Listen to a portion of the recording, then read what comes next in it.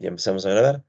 Em, Listo. Entonces, en este nuevo video vamos nosotros a continuar con nuestros ejemplos de optimización con restricciones de desigualdad. Sí, nosotros recuerden que ya estamos en general dentro de la discusión de los problemas de maximización con restricciones de desigualdad, utilizando las condiciones de Kuhn-Tucker, ¿no? Muy rápidamente, porque esto ya lo vimos en clases pasadas, recuerden que la idea de las condiciones de Kuhn-Tucker es tratar de ver cómo incluimos en nuestros problemas de maximización o de minimización. Recuerden que al final la minimización es como una maximización, solo que cambiando el signo de nuestra función objetivo. Entonces, la cuestión es cómo incluimos estas restricciones de desigualdad en condiciones que nos permitan tomar en cuenta todos los casos posibles, ¿no?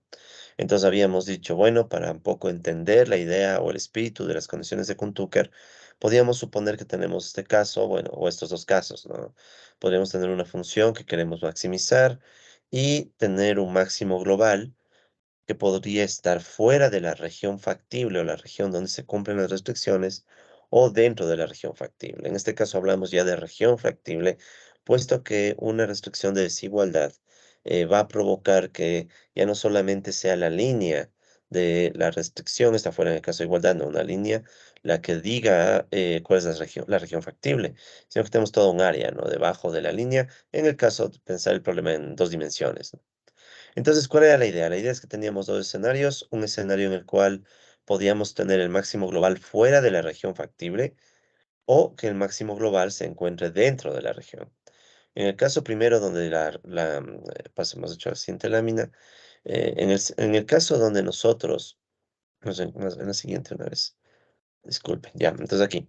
Entonces, en el caso donde nosotros nos encontrábamos con un problema donde el máximo global quedaba fuera de la región factible, en esencia estábamos viendo que esto correspondería a un caso de un problema al estilo de Lagrange, ¿no?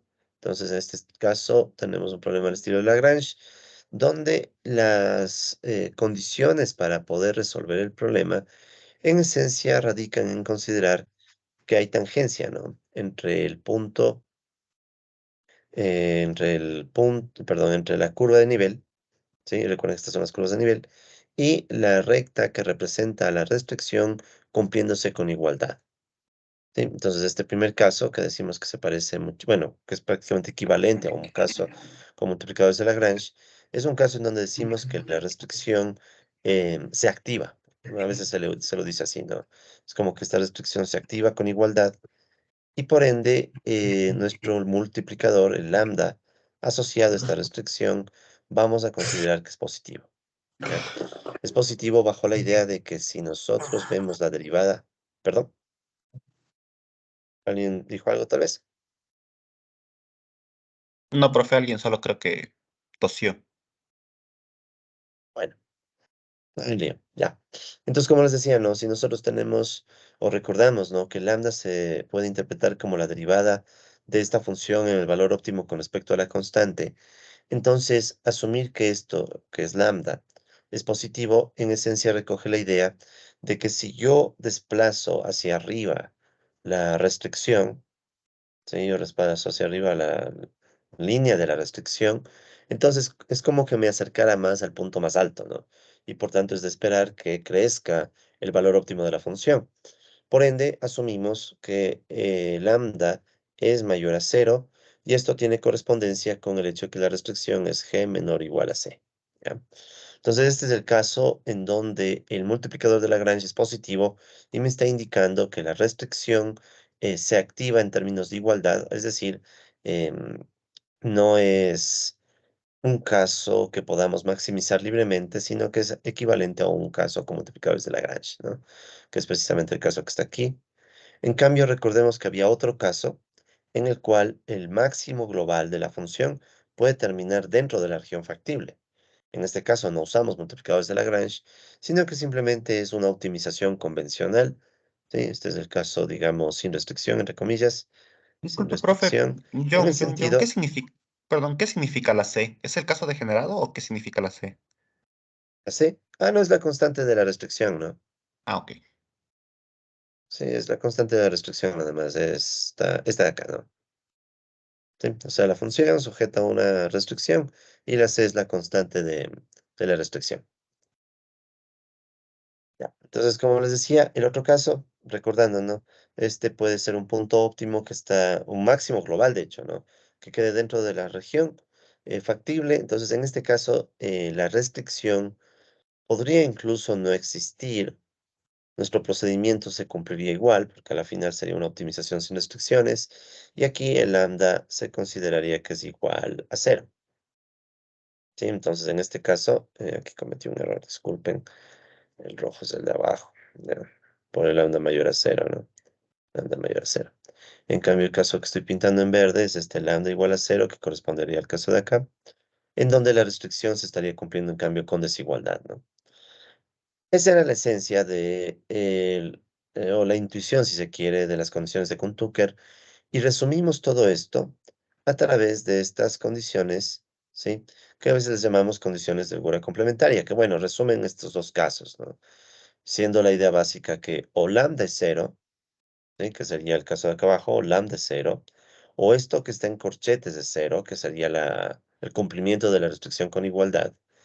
Y cuando digo que los dos se multiplican y deben dar cero, significa que al menos uno debe ser cero para mantener la igualdad. Entonces, esta es la manera como Kuhn y Tucker logran recoger estos casos en una sola restricción adicional, ¿no? En una sola condición adicional, que serían las condiciones de holgura. Bueno, entonces todo eso ya lo vimos en la última clase. Y eso nos llevaba entonces, solo para terminar de recordar, a las condiciones ya de Kuhn-Tucker en términos formales. Entonces tenemos una función que queremos maximizar y esta función puede estar restringida por un grupo de restricciones de igualdad, K restricciones de igualdad, y un grupo de restricciones de desigualdad que vamos a decir que son M. Recordando que este es el formato estándar, ¿no? Que es el que queremos que se cumpla siempre, ¿no? Em, ¿Por qué? Porque de esta manera, si yo pongo estas restricciones con desigualdad débil en el sentido menor o igual, yo con esto tengo garantía de que los lambda para estos casos deben ser mayores o iguales a cero, porque se cumple el razonamiento que hicimos antes. Caso contrario, si es que yo no tuviera este formato, no tengo garantías de cómo es el comportamiento de lambda y de gana nos complicamos, porque al final todo problema, como vimos la clase pasada, se puede transformar al formato estándar, ¿sí? Solo hay que cambiar el signo de la función, si es que en vez de maximización hay minimización, o cambiar, multiplicar por menos uno, alguna desigualdad, en caso de que nosotros tengamos el sentido contrario aquí. Sí, eso ya lo vimos la última clase. Entonces, bueno, una vez que tenemos el problema en el formato estándar, venía la construcción de las condiciones de primer orden. Eso no era nada más que, primero, construir la igualdad de los gradientes. Y aquí trabajábamos en esta primera parte como si todas fueran restricciones de igualdad.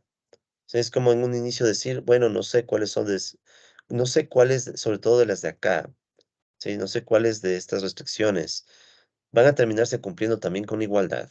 Entonces incluyo todas. Entonces aquí podrán recordar que estaba el gradiente de f y todos los gradientes de las restricciones. Los gradientes de g de las restricciones de igualdad y los gradientes de g, o sea, de las restricciones de desigualdad. Y todos ponderados por sus lambda. A eso le agregábamos también las condiciones de holgura, en el sentido de esta multiplicación, ¿no? Lambda por la restricción menos la constante, diciendo o recordando que aquí esto nos permite sacar los casos en donde o lambda es cero o la restricción se cumple, ¿sí? Y con esto surgían dos grupos de multiplicadores, los multiplicadores de Lagrange, que están asociados a las restricciones que se cumplen con igualdad.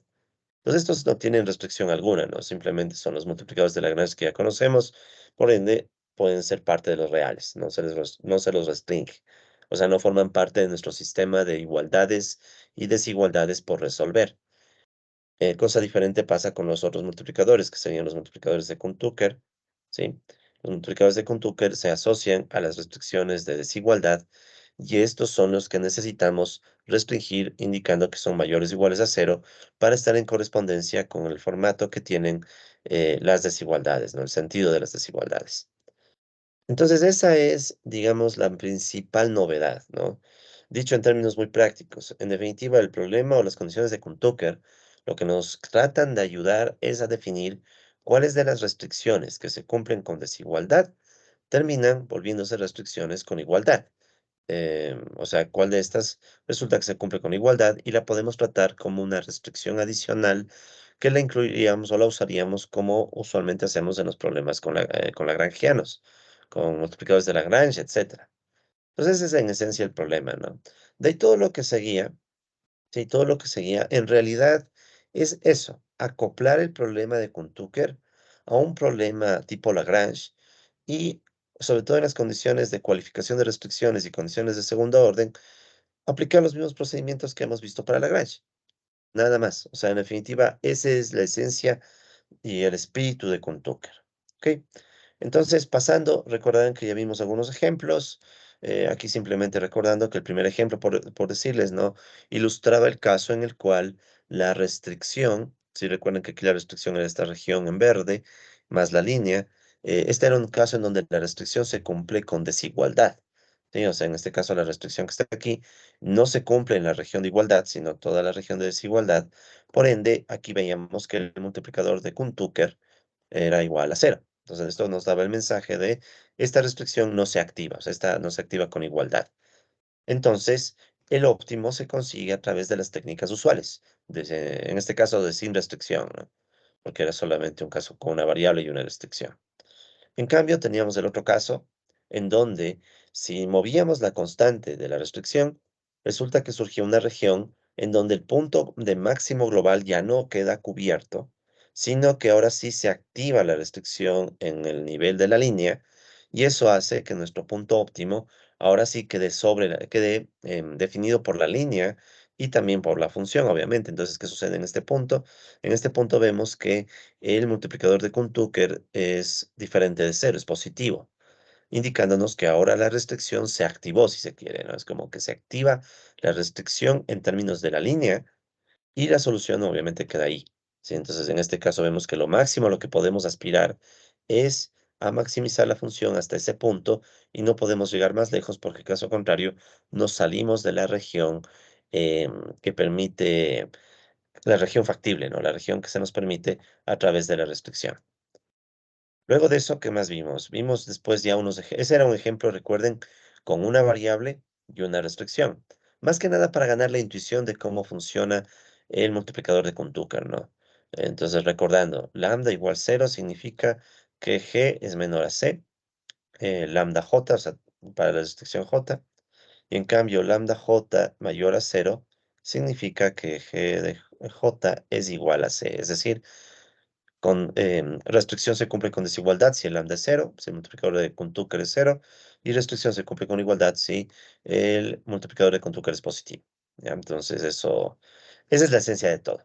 Y poner las condiciones de holgura para poder sacar los sistemas que nosotros necesitamos darle al matemática, ¿no? Ok, luego de eso vimos otros problemas, así igual, solo recapitulo muy rápido porque esto ya lo vimos. Luego de pasar al problema de una variable y una restricción, empezamos a ver el problema con dos variables, x1, x2, y dos restricciones de desigualdad. No metíamos todavía restricciones de igualdad al inicio.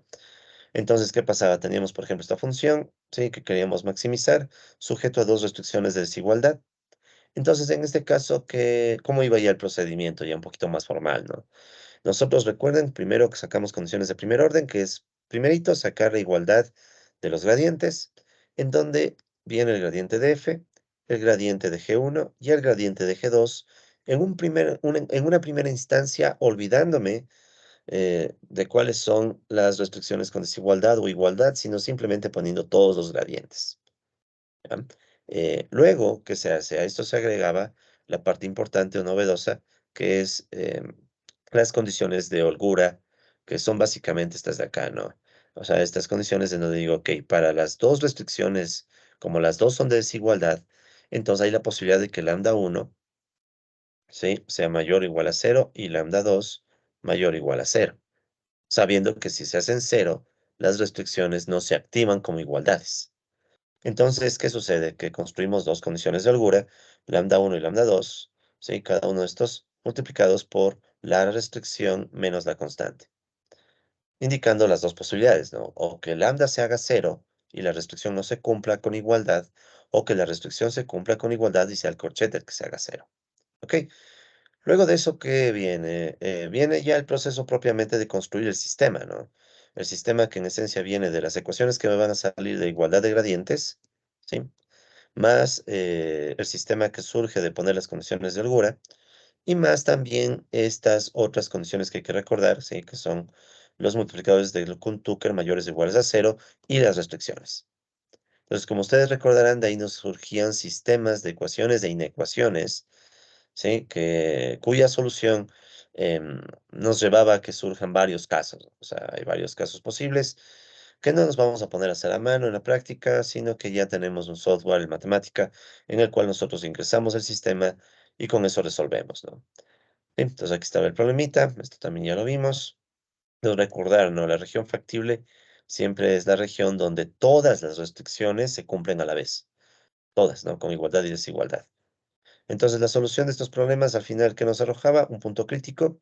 En este caso, recordemos que nos quedaba un punto crítico en donde un lambda era positivo, el otro lambda era cero, indicándonos que si el un lambda es positivo, nos dice que hay una restricción que se está activando con igualdad o cumpliendo con igualdad, ¿sí? Que sería la G1. Voy a poner este aquí entre paréntesis, entre comillas, se activa. Ya, a veces se le dice así en los libros, ¿no? Se activó con igualdad, se activa con igualdad. ¿Ya? Entonces, en cambio, cuando el multiplicador de Kuhn-Tucker es, déjame arreglar un poquito. Bueno, ya arreglo eso, un segundo. Bueno, esa es la lata, en cambio, trabajar con esto. Bueno, se activa, creo, nada más. Ya. Listo. Entonces, en cambio, cuando el lambda se hace cero, es como que la restricción no se activa. Cuando hablo de se activa o no se activa, me refiero a la igualdad, ¿no? No se activa la igualdad. Ya eso. Se activa el igual. Ya. ¿De acuerdo? Entonces, en el segundo caso, lambda 2 estrella igual a cero significa que la segunda restricción no se activa. Entonces, eso es lo importante, ¿no? Cuando uno trabaja con Kuhn-Tucker. Ir identificando qué restricciones se vuelven restricciones de igualdad y cuáles no. Una vez que yo identifico cuáles son las restricciones que se vuelven igualdades, lo que sigue es aplicar las técnicas que ya hemos visto para Lagrange, para problemas con multiplicadores de Lagrange, es decir, cualificación de restricciones. Si solo tengo una restricción, entonces solo verifico que el gradiente de G no sea un vector nulo. Y luego, para las condiciones de segundo orden, construyo el lagrangiano, que bueno, le llamamos lagrangiano KT, para recordar que es un poco, estamos en el contexto de Kuhn-Tucker, pero la esencia es como en Lagrange. Lagrangiano de la función menos, y aquí es donde ya empezamos a considerar solo la restricción que se activó como igualdad, o sea, la primera restricción porque este salió diferente de cero, su multiplicador de Kuhn-Tucker. Y el resto es, bueno, construir el lagrangiano, verifico cómo se comporta la matriz hessiana bordeada, y como este es un problema de dos variables y una restricción, ¿sí? Dos variables y una restricción de igualdad, simplemente verifico que sea positivo si quiero que sea maximizador. Entonces, más allá de los detalles, los tecnicismos, la esencia está aquí. O sea, una vez que resuelvo el sistema, o sea, primero plantear bien el sistema. Y luego de plantear bien el sistema, ver cuáles multiplicadores quedan positivos y cuáles son cero. Porque eso es el indicativo de cuáles restricciones se cumplen con igualdad o con desigualdad, ¿no? Y bueno, el resto ya es hacer más ejercicios, ¿no? Este era otro ejercicio que igualmente ya lo vimos, entonces aquí la novedad era que agregábamos una restricción adicional, ¿sí? Ah, y estas restricciones que pueden, recuerden, ¿no? Por ejemplo, ¿no? Puede haber ejercicios en donde las restricciones se les presenten no de esta manera, sino de esta otra forma, ¿no? O sea, decir x1 mayor o igual a cero y x2 mayor o igual a cero. Entonces, en casos como estos, no pueden trabajar como está en este sentido la desigualdad, sino que hay que pasarlo al formato estándar para que nos cuadre con los signos de lambda, ¿no? Entonces, ¿qué hacemos? En este tipo de restricciones, recuerden que si tenemos mayor o igual, multiplicamos por menos uno, ¿no? Y nos queda menos x1 menor o igual a cero y menos x2 menor o igual a cero. El resto es lo mismo. Condiciones de primer orden, igualdades de gradientes. Aquí como tengo f, gradiente de f, tengo tres restricciones, entonces gradiente de G1, gradiente de G2, gradiente de G3. Debo tener ahora tres condiciones de holgura para ver los casos de lambda 1 mayor o igual a cero, lambda 2 mayor o igual a cero, lambda 3 mayor o igual a cero, ¿no? Estos tres. ¿Sí? Y también estas tres, obviamente, para completar el sistema. Entonces, una vez que yo saco, por ejemplo, las igualdades de los gradientes, esta de acá. Tengo dos ecuaciones, vienen las tres condiciones de holgura, ¿sí? Ahora vienen 3, restricción menos constante, siempre es eso, ¿no? Lambda por restricción menos constante y así. Las 3 de los valores de los multiplicados de Kuntuker positivos o cero y las restricciones. Como pueden ver, como les decía la clase pasada, esto es repetitivo, ¿no? Claro, se puede complicar poco, haber algún detalle nuevo, pero en general el proceso es bien estándar, por eso es que incluso lo pudimos automatizar en el matemática, ¿no? O sea, es ver el problema, construyes la igualdad de gradientes, pones las condiciones de holgura, ves cuáles son multiplicadores de Kuntuker y pones la restricción de que sean mayores o iguales a cero y agregas las restricciones del problema original. Y de nuevo lo mismo, ¿no? Bueno, en este caso era este ejemplo. Aquí no había mucha novedad. Y de nuevo, ¿no? Veíamos en la solución del sistema qué pasa con los multiplicadores de Kuntuker, cuál activa la igualdad con un valor positivo, en este caso la restricción 1, mientras que las restricciones 2 y 3 no se activan con igualdad. Y el resto, de nuevo, es coger y repetir el procedimiento de condición de segundo orden de Lagrange, considerando solo la restricción que se cumple con igualdad. ¿Sí? Y bueno, creo que este ejemplo también lo revisamos, el ejemplo 5. Creo que estábamos en el ejemplo 5, ¿no? Igual, podemos recapitular porque creo que está la gráfica, también revisamos este ejemplo, ¿no? ¿Qué tenía de novedoso el ejemplo 5 con respecto a los anteriores? Que ya empezábamos a agregar no solo restricciones de desigualdad, ¿sí? Estas de acá, sino también una restricción de igualdad, ¿no? Aparte, mencionábamos que si ustedes tienen un problema que no sea de maximización, sino de minimización, no olvidarnos, solo se cambia el signo y ya tenemos un problema de maximización.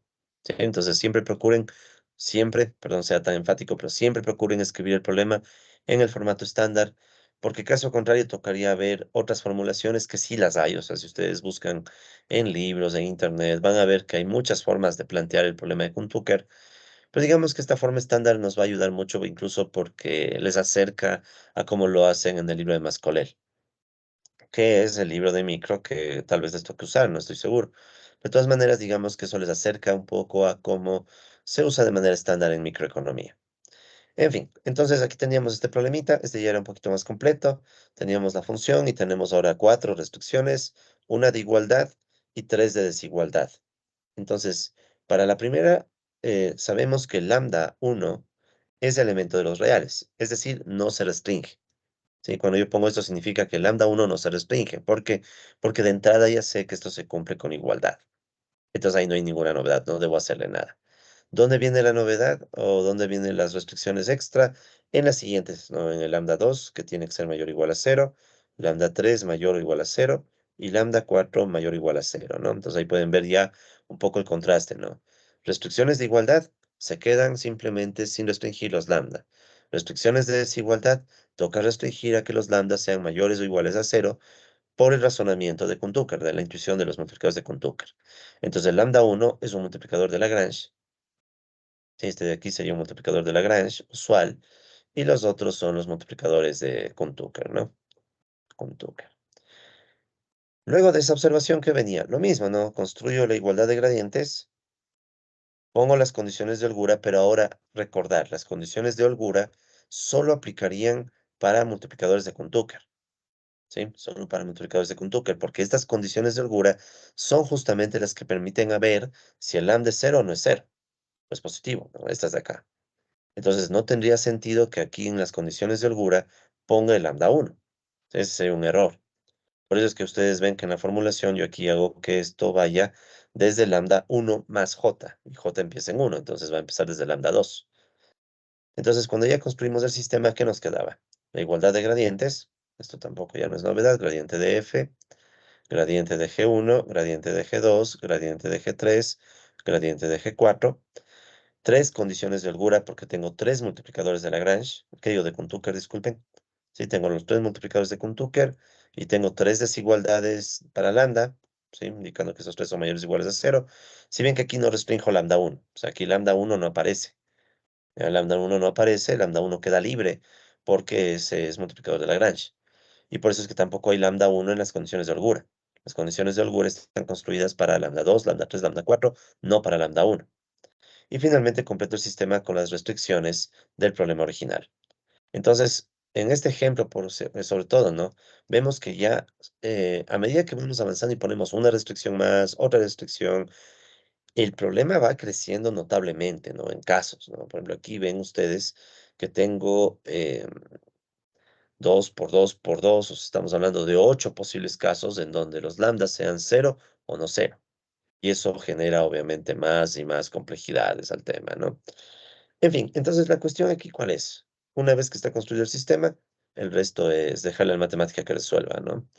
En fin, entonces nosotros teníamos las regiones bueno, todas las regiones, ¿no? De las restricciones. Y habíamos visto aquí que teníamos, muy rápido, porque igual ya vimos esto, pero no está de más reforzar. Entonces, G1, recuerden que la restricción de igualdad, ¿sí? Como es restricción de igualdad, o sea, G1 igual a C, esa restricción se cumple em, como una línea, ¿sí? La restricción de igualdad. Eso ya nosotros lo sabíamos bien. Y después de eso venían las otras restricciones, ¿no? Las restricciones de desigualdad, que eran, creo que estaba así, ¿no? Bueno, la azul creo que era esta de aquí, la G2. G sub 2 menor igual a C2. La amarilla creo que era el G3. G3 menor igual a C3. Y el verde, que está acá, es el G4. G4 menor igual a C. Ya. Entonces eran cuatro regiones, ¿no? Que digo, son tres regiones, estas regiones y esta línea, ¿no? Entonces aquí recuerden que nos habíamos preguntado, ¿no? ¿Cuál de todas estas, o dónde está la región factible? O sea, ¿dónde se cumplen al mismo tiempo todas las condiciones? Entonces, siempre que ustedes tengan un problema de igualdad, es obligatorio que se cumpla el problema sobre la línea. Entonces, ¿qué pasaba a ser? Que la línea me marcaba que obligatoriamente esa es una región donde se va a tener que cumplir sí o sí el problema, ¿no? Donde va a haber una zona de factibilidad. Y cuando vemos la intersección de todas las regiones y la línea, terminábamos concluyendo que era este segmento, ¿no? El que nos debía permitir resolver el problema. Y resulta que en ese segmento vemos que las curvas de nivel tienen un punto tangente de acá. Entonces, ¿qué sucede? Que casi, casi, sí, casi, casi, esto podría resumirse a un problema en donde las demás restricciones no juegan un papel importante, ¿sí? Sino que la restricción que realmente importa es la primera, la que se activa con igualdad, ¿no? Ojo, esto no va a pasar siempre, ¿no? Esto ya depende de cada problema. Aquí todavía podemos hacer gráficos porque estamos en R2, pero tomen en cuenta que esencialmente esto es un caso particular. En casos más generales puede pasar, y de hecho tengo un ejemplo siguiente en donde pasa, que puede activarse, o sea, puedes tener una igualdad estricta, pero por ahí puede haber otra de las restricciones que también se active como igualdad. Entonces, claro, mientras se pueda hay que hacer el gráfico, pero a la final quien manda son los resultados analíticos de la solución del sistema, ¿no? Entonces, bueno, creo yo que esto también ya lo vimos. Aquí sí les pido que me ayuden con la memoria. Ya vimos todo este ejemplo.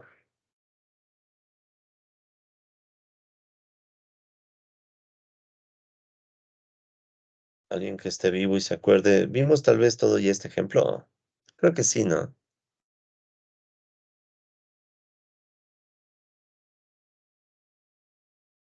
O sea, faltaba un ejemplo pendiente de ver. Si es que este no es el último, capaz si ya terminamos de ver. Sí, creo que ya. Sí, porque al final, miren lo que pasa, ¿no? Los lambdas se hacen cero, el 2 y el 3 y el 4. Es decir, los multiplicadores de Kuhn-Tucker se hacen cero.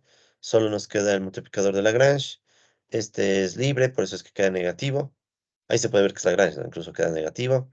Se activa solo la restricción. Bueno, no es que se activa, ya estaba activada la restricción G1. Sí, G1 igual C. Y el resto es lo mismo. Se vuelve un problema de dos variables y una restricción, ¿no? Entonces esto ya no hace falta profundizar más. Bien, entonces con todo ese repaso y recordatorio, vamos ahora sí al último ejemplo, que ahorita lo pongo en pantalla. Entonces vamos ahora sí paso a paso con este último ejemplo, ¿no?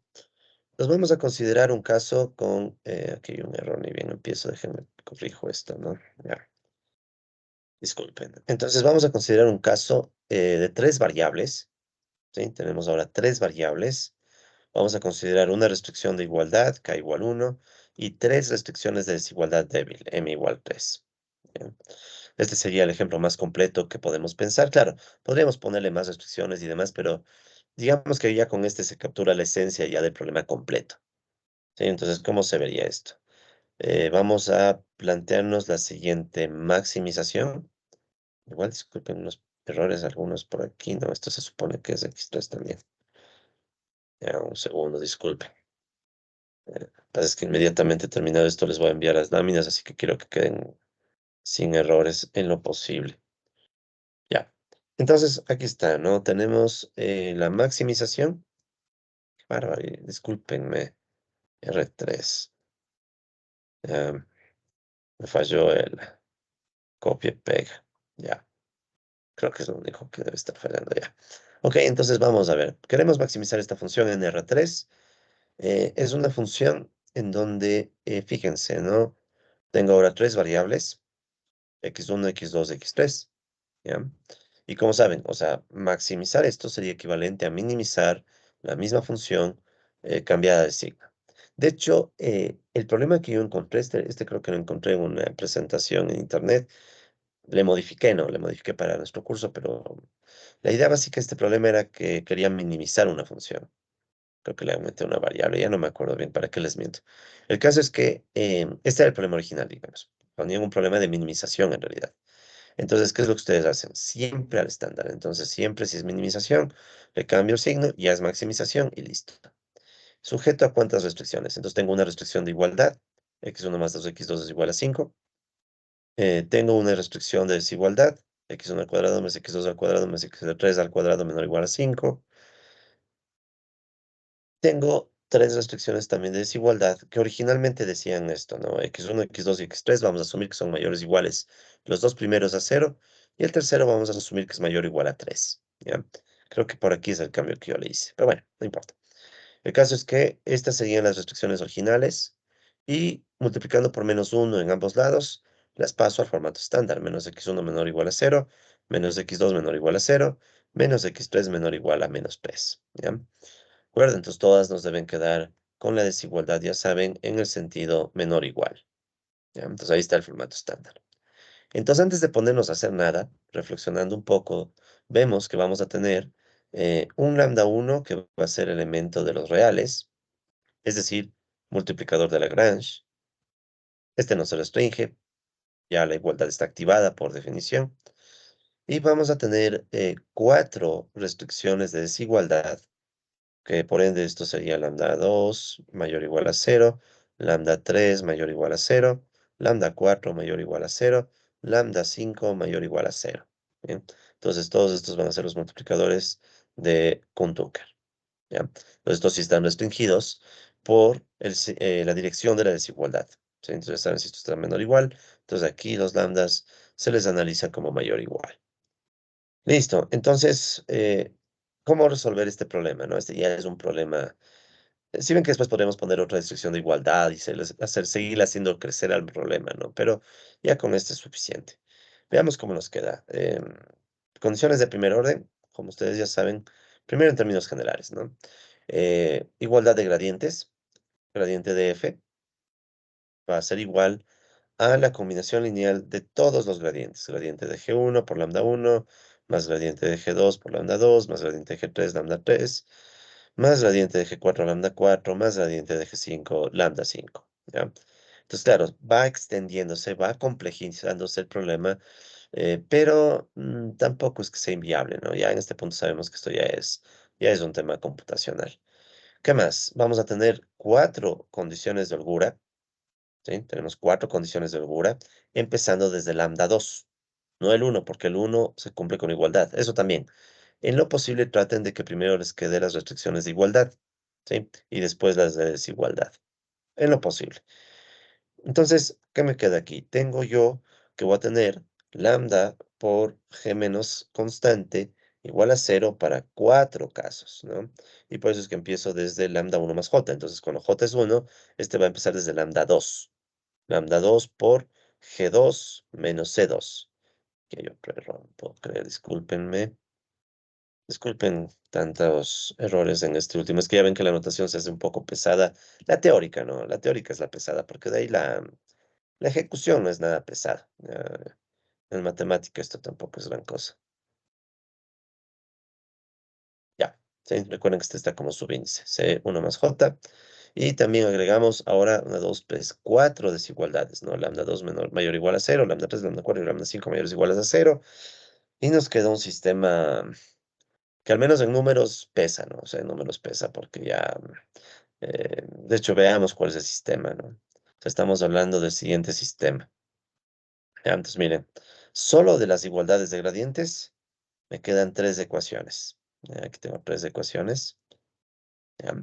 Em, Porque los gradientes se están construyendo para X elemento de R3, tres variables. Entonces ya se pueden hacer una idea. La igualdad de gradientes siempre te va a dar un número de ecuaciones igual al tamaño de los vectores que analizas, en este caso R3. Luego, ¿cuántas condiciones de holgura? Entonces aquí pueden ver que está una, dos, tres, ¿ya? Lambda 2, lambda 3, lambda 4. Y me está faltando otra condición de holgura, miren aquí también. ¿Sí? Lo que pasa es que como ya me preocupé más del matemática en este ejercicio, se nota que no completé alguna. Bueno, por ejemplo, aquí que me falta el lambda 5, ¿no? Entonces me falta la condición de holgura del lambda 5 menos x3. Ya, ya. Ok, entonces, como sé que desde lambda 2 hasta el 5 son multiplicadores de Kuhn-Tucker, lambda 2, lambda 3, lambda 4 y lambda 5 deben tener condiciones de holgura. El único que se queda sin condiciones de holgura es el lambda 1. Igual acá, lambda 2, 3, 4 y 5, todos restringidos mayores o iguales a 0. Entonces, como les iba diciendo, ¿no? Aquí tenemos tres ecuaciones. Aquí tengo cuatro ecuaciones, ¿sí? Son cuatro restricciones de desigualdad. Y tengo aquí unas cuatro inecuaciones. Estamos hablando que este es un sistema de 4, 8 y 3, 11 expresiones, entre 7 igualdades y 4 desigualdades. Entonces, evidentemente esto ya no se va a hacer a mano, ya no hay espacio a buscar manualmente todas las combinaciones posibles cuando lambda es 0, lambda 2 es 0, no es 0, lambda 3 y así, ya no tiene sentido, ¿no?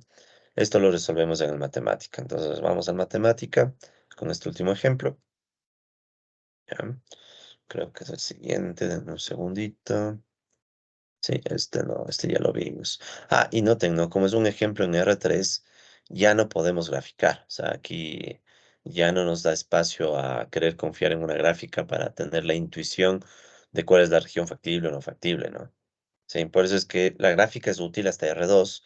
Ya desde R3, con vectores de tres dimensiones y demás, ya definitivamente perdemos toda esperanza de gráfica y más bien tratamos de hacer paso a paso bien. Entonces veamos. Limpiamos todo, ya saben, clear all. Construyo la función f, ¿sí? Nuestra función de tres variables, x1 al cuadrado, x2 al cuadrado, x3 al cuadrado y con el signo menos, porque eso pide el problema. Y construyo ahora perdón, cinco restricciones, ¿no? Entonces siempre las construimos así, ¿no? G1, las variables, x1, x2, x3, y la defino como un x1 más 2x2, porque eso dice el problema, y la primera constante que es 4. Y así con las otras restricciones, ¿no? Cargo, cargo, shift enter. Listo. Entonces quedan cargadas las cinco restricciones, ¿sí? Y lo que sigue es construir las restricciones, ¿no? Recuerden que usamos este formato porque es cómodo, ¿no? De esa manera, si quiero cambiar alguna constante, solo cambio el numerito. Si cambio el numerito y el resto no cambia, ¿no? La estructura del problema es la misma. ¿Qué sigue? Luego, aquí construyo las restricciones. O sea, en el primer caso, construyo una con igualdad. No olvidar jamás que si es igualdad en términos matemáticos es doble igual, ¿ya? Y las otras restricciones como desigualdades. Entonces, si ven lo importante que es el formato estándar, incluso para programar, ¿no? Entonces, como todas son menores o iguales, simplemente cargo lo que ya está aquí, ¿no? Shift Enter, Shift Enter, Shift Enter y Shift Enter. Procedimiento como el que hemos hecho ya un montón de veces, ¿no? O sea, básicamente defino la función, defino las restricciones y las cargo. ¿Qué viene luego? Como ya no tengo gráfica en este punto, ya no tengo ni para qué estar pensando en gráficos, sino que a directo voy a construir la igualdad de gradientes. Entonces, así como para no olvidarse jamás, ¿no? Entonces, el gradiente de f igual lambda 1 gradiente de G1 más, como tenemos 5 restricciones, lambda 2 gradiente de G2 más lambda 3 gradiente de G3 más lambda 4 gradiente de G4 más lambda 5 gradiente de G5. ¿Ya? Entonces debo construir el gradiente de F, que es el nabla F, y todos estos otros gradientes de las restricciones que vienen a ser los nabla G, ¿no? Desde el nabla G1 hasta el nabla G5. Y ya saben, todo con la función D. Entonces, y también indicando que ahora tenemos ya no dos, sino tres variables, x1, x2, x3, x1, x2, x3. Entonces vamos ahí, ¿no? Shift Enter, y cargamos todo, ¿no? Cargo el nabla 2, nabla G3, nabla G4 y nabla G5. Si bien que en este problema ya ni siquiera me estoy preocupando mucho de, bueno, cuánto es el gradiente, hacerlo a mano, ya directo, ¿no? O sea, ya cuando tienen problemas así de pesados y grandes como el que está de este tipo, lo más coherente es ya pensarlo a nivel computacional, ¿no? Ya, pero obviamente tengo al menos la idea clara, ¿no? De que este lambda no está restringido, entonces el lambda 1 no le voy a poner restricciones extra, pero estos otros sí. O sea, eso hay que saber, la parte conceptual, ¿no? Para poder programar bien. Entonces aquí tenemos la condición de primer orden, que es justo esta igualdad, pero puesta en términos ya en el matemática. Entonces aquí está el gradiente de F, gradiente G1, G2, G3, gradiente G4, gradiente G5, los lambdas. O sea, es evidente, ¿no? Es esta igualdad. Lo hacemos aquí, Shift Enter, ¿sí? Y todo queda guardado en el objeto CPO1. Y si quiero verle como formato matriz, las mismas líneas de comandos. Entonces, si pueden ver, lo único que cambia con respecto a ejemplos anteriores es que agrego otro lambda y otro nabla, o sea, un nuevo lambda y un nuevo gradiente. Nada más. Y cambio los numeritos, ¿no? Entonces va desde 1 hasta 5. Nada más, o sea, la formulación de esto, de esta ecuación, de esta igualdad de gradientes, no pide nada más, ¿no? Entonces ahí está ya la igualdad, en este caso como son vectores en R3, eh, sí, como son vectores en R3, tengo tres igualdades, como habíamos dicho, ¿no? Y aquí ya matemáticas se encargó de sumar estos casos, ¿no? Estos de aquí.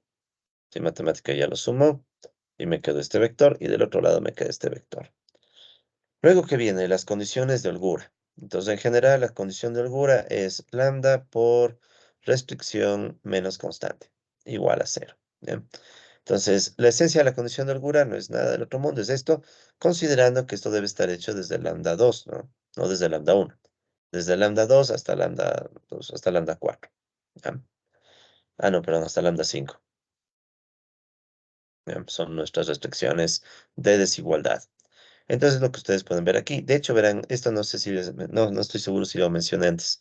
En matemática, a veces, cuando ustedes sobre todo están construyendo listas u otros comandos que tienen coma, ¿sí? Pero sobre todo estos, por ejemplo, de listas, uno puede arreglar un poco, porque si ven que aquí está una sola línea de un montón de cosas, ¿no? Y como que visualmente no ayuda. Entonces, a veces uno puede hacer esto. Uno puede construir la lista y después dar Enter. Sí, verán, eso sí, deben cerciorarse que todo lo que hagan quede dentro de un mismo bloque. Si ven, aquí el bloque no se rompe. Cuando el bloque no se rompe, matemática entiende que esto es un solo bloque que se ejecuta. Entonces, miren, yo aquí de la llave di un enter, sigue estando dentro del bloque, ¿no? ¿Y para qué hago eso? Nada más para poder escribir esto un poco más, de forma más potable, ¿no? Pues miren, esa es otra forma de escribir las cosas listas, sobre todo en matemática. Ustedes en matemática pueden romper una línea en varias sublíneas de comandos y matemática sabe siempre que esto esté aquí, ¿no? Y ustedes sepan, por ejemplo, que es una lista. Entonces, matemática, sobre todo con listas, ¿no? Entonces, matemática sabe que todos estos elementos corresponden a la misma lista. O sea, no se hace problema. Sí, ya depende de los softwares. Esto hay softwares que no te permiten hacer esto, otros que sí. Matemática te permite en ciertos casos. En este caso te permite porque es una lista. Entonces, matemática sabe que desde que abriste la llave, hasta que cierres, tienes una lista y puedes dar los espacios que quieras para que se vea un poco mejor, ¿no? Incluso aquí puedo poner un comentario, ¿no? O sea, aquí puedo poner, qué sé yo, elemento uno, lo que sea, y matemática no se complica, ¿ya? ¿De acuerdo? Entonces, de esta manera se ve un poco mejor, ¿no? Que el grupo de las condiciones de primer orden 2, o sea, las condiciones de holgura, ¿sí? Están aquí claramente establecidas, ¿no? Lambda 2 por G2 menos C. Lambda 3 por G3 menos C. 3, ¿no? Lambda 4 por G4 menos C4. Lambda 5 por G5 menos C5. Entonces, esto de aquí es una lista de 4 elementos. Por tanto, quiero que esta lista de 4 elementos se iguale a 4 veces el 0. En doble igual y 4 veces el 0. Listo. Entonces, Shift Enter. Muy bien, entonces aquí tenemos esta igualdad entre dos listas que, si lo arreglamos en términos de matrix form, se puede ver como una igualdad entre dos vectores, ¿ya? Entonces, ¿cuál es la comodidad? Incluso si lo hacen así con espacios queda hasta mejor, ¿no? Porque, ¿qué viene? Si tuviéramos otra restricción de desigualdad, creo otra línea, un lambda 6, qué sé yo. Entonces, como ven, ya la automatización es trivial, ¿no? O sea, simplemente agregas otra condición. Si es que tuviéramos otra restricción, también pondríamos otro lambda 5, después vendría un lambda 6, lambda G6. O sea, ya es repetir pasos, ya es repetitivo. Y finalmente la condición 3 es crear una lista en donde pongo los lambdas del 2 al 5 con mayor o igual a 0. Shift Enter. Entonces la novedad que tengo otro lambda. Realmente esa es la novedad aquí. Listo. Entonces se construye el sistema. Entonces miren que aquí el sistema que hace, ¿no? Junta la CPO1. Recuerden que CPO1 es el objeto donde estaba la igualdad de gradientes. CPO2, que es el objeto que tiene las igualdades de condiciones de holgura. CPO3, que tiene las restricciones para los lambdas, que son multiplicadores de Kuhn-Tucker, mayores o iguales a 0. ¿Sí? Una vez más, ven que aquí lambda 1 no aparece porque lambda 1 es cualquier número real, puesto que este es multiplicador de Lagrange, no de Kuhn-Tucker. ¿Por qué? Porque la primera restricción, por definición del problema, se cumple sí o sí con igualdad. Entonces se cumple de ley con igualdad. Además o sea, tienen estas tres listas y también le juntamos con esta otra lista, en donde ven que lo que estoy haciendo es poner las restricciones. Restricción 1, 2, 3, 4 y 5. ¿Ya?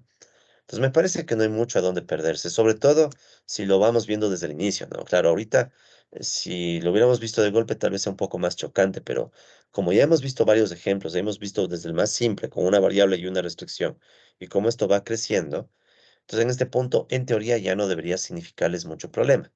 Si todavía tienen dificultades de entender estos comandos, ¿qué sería lo ideal? Volver hacia atrás hasta el ejercicio en donde no tenías dificultades. Y desde ahí ir paso a paso otra vez. Y si mismos tienes un punto en el que no puedes avanzar, ya saben, con confianza me pueden escribir para cualquier consulta, ¿no?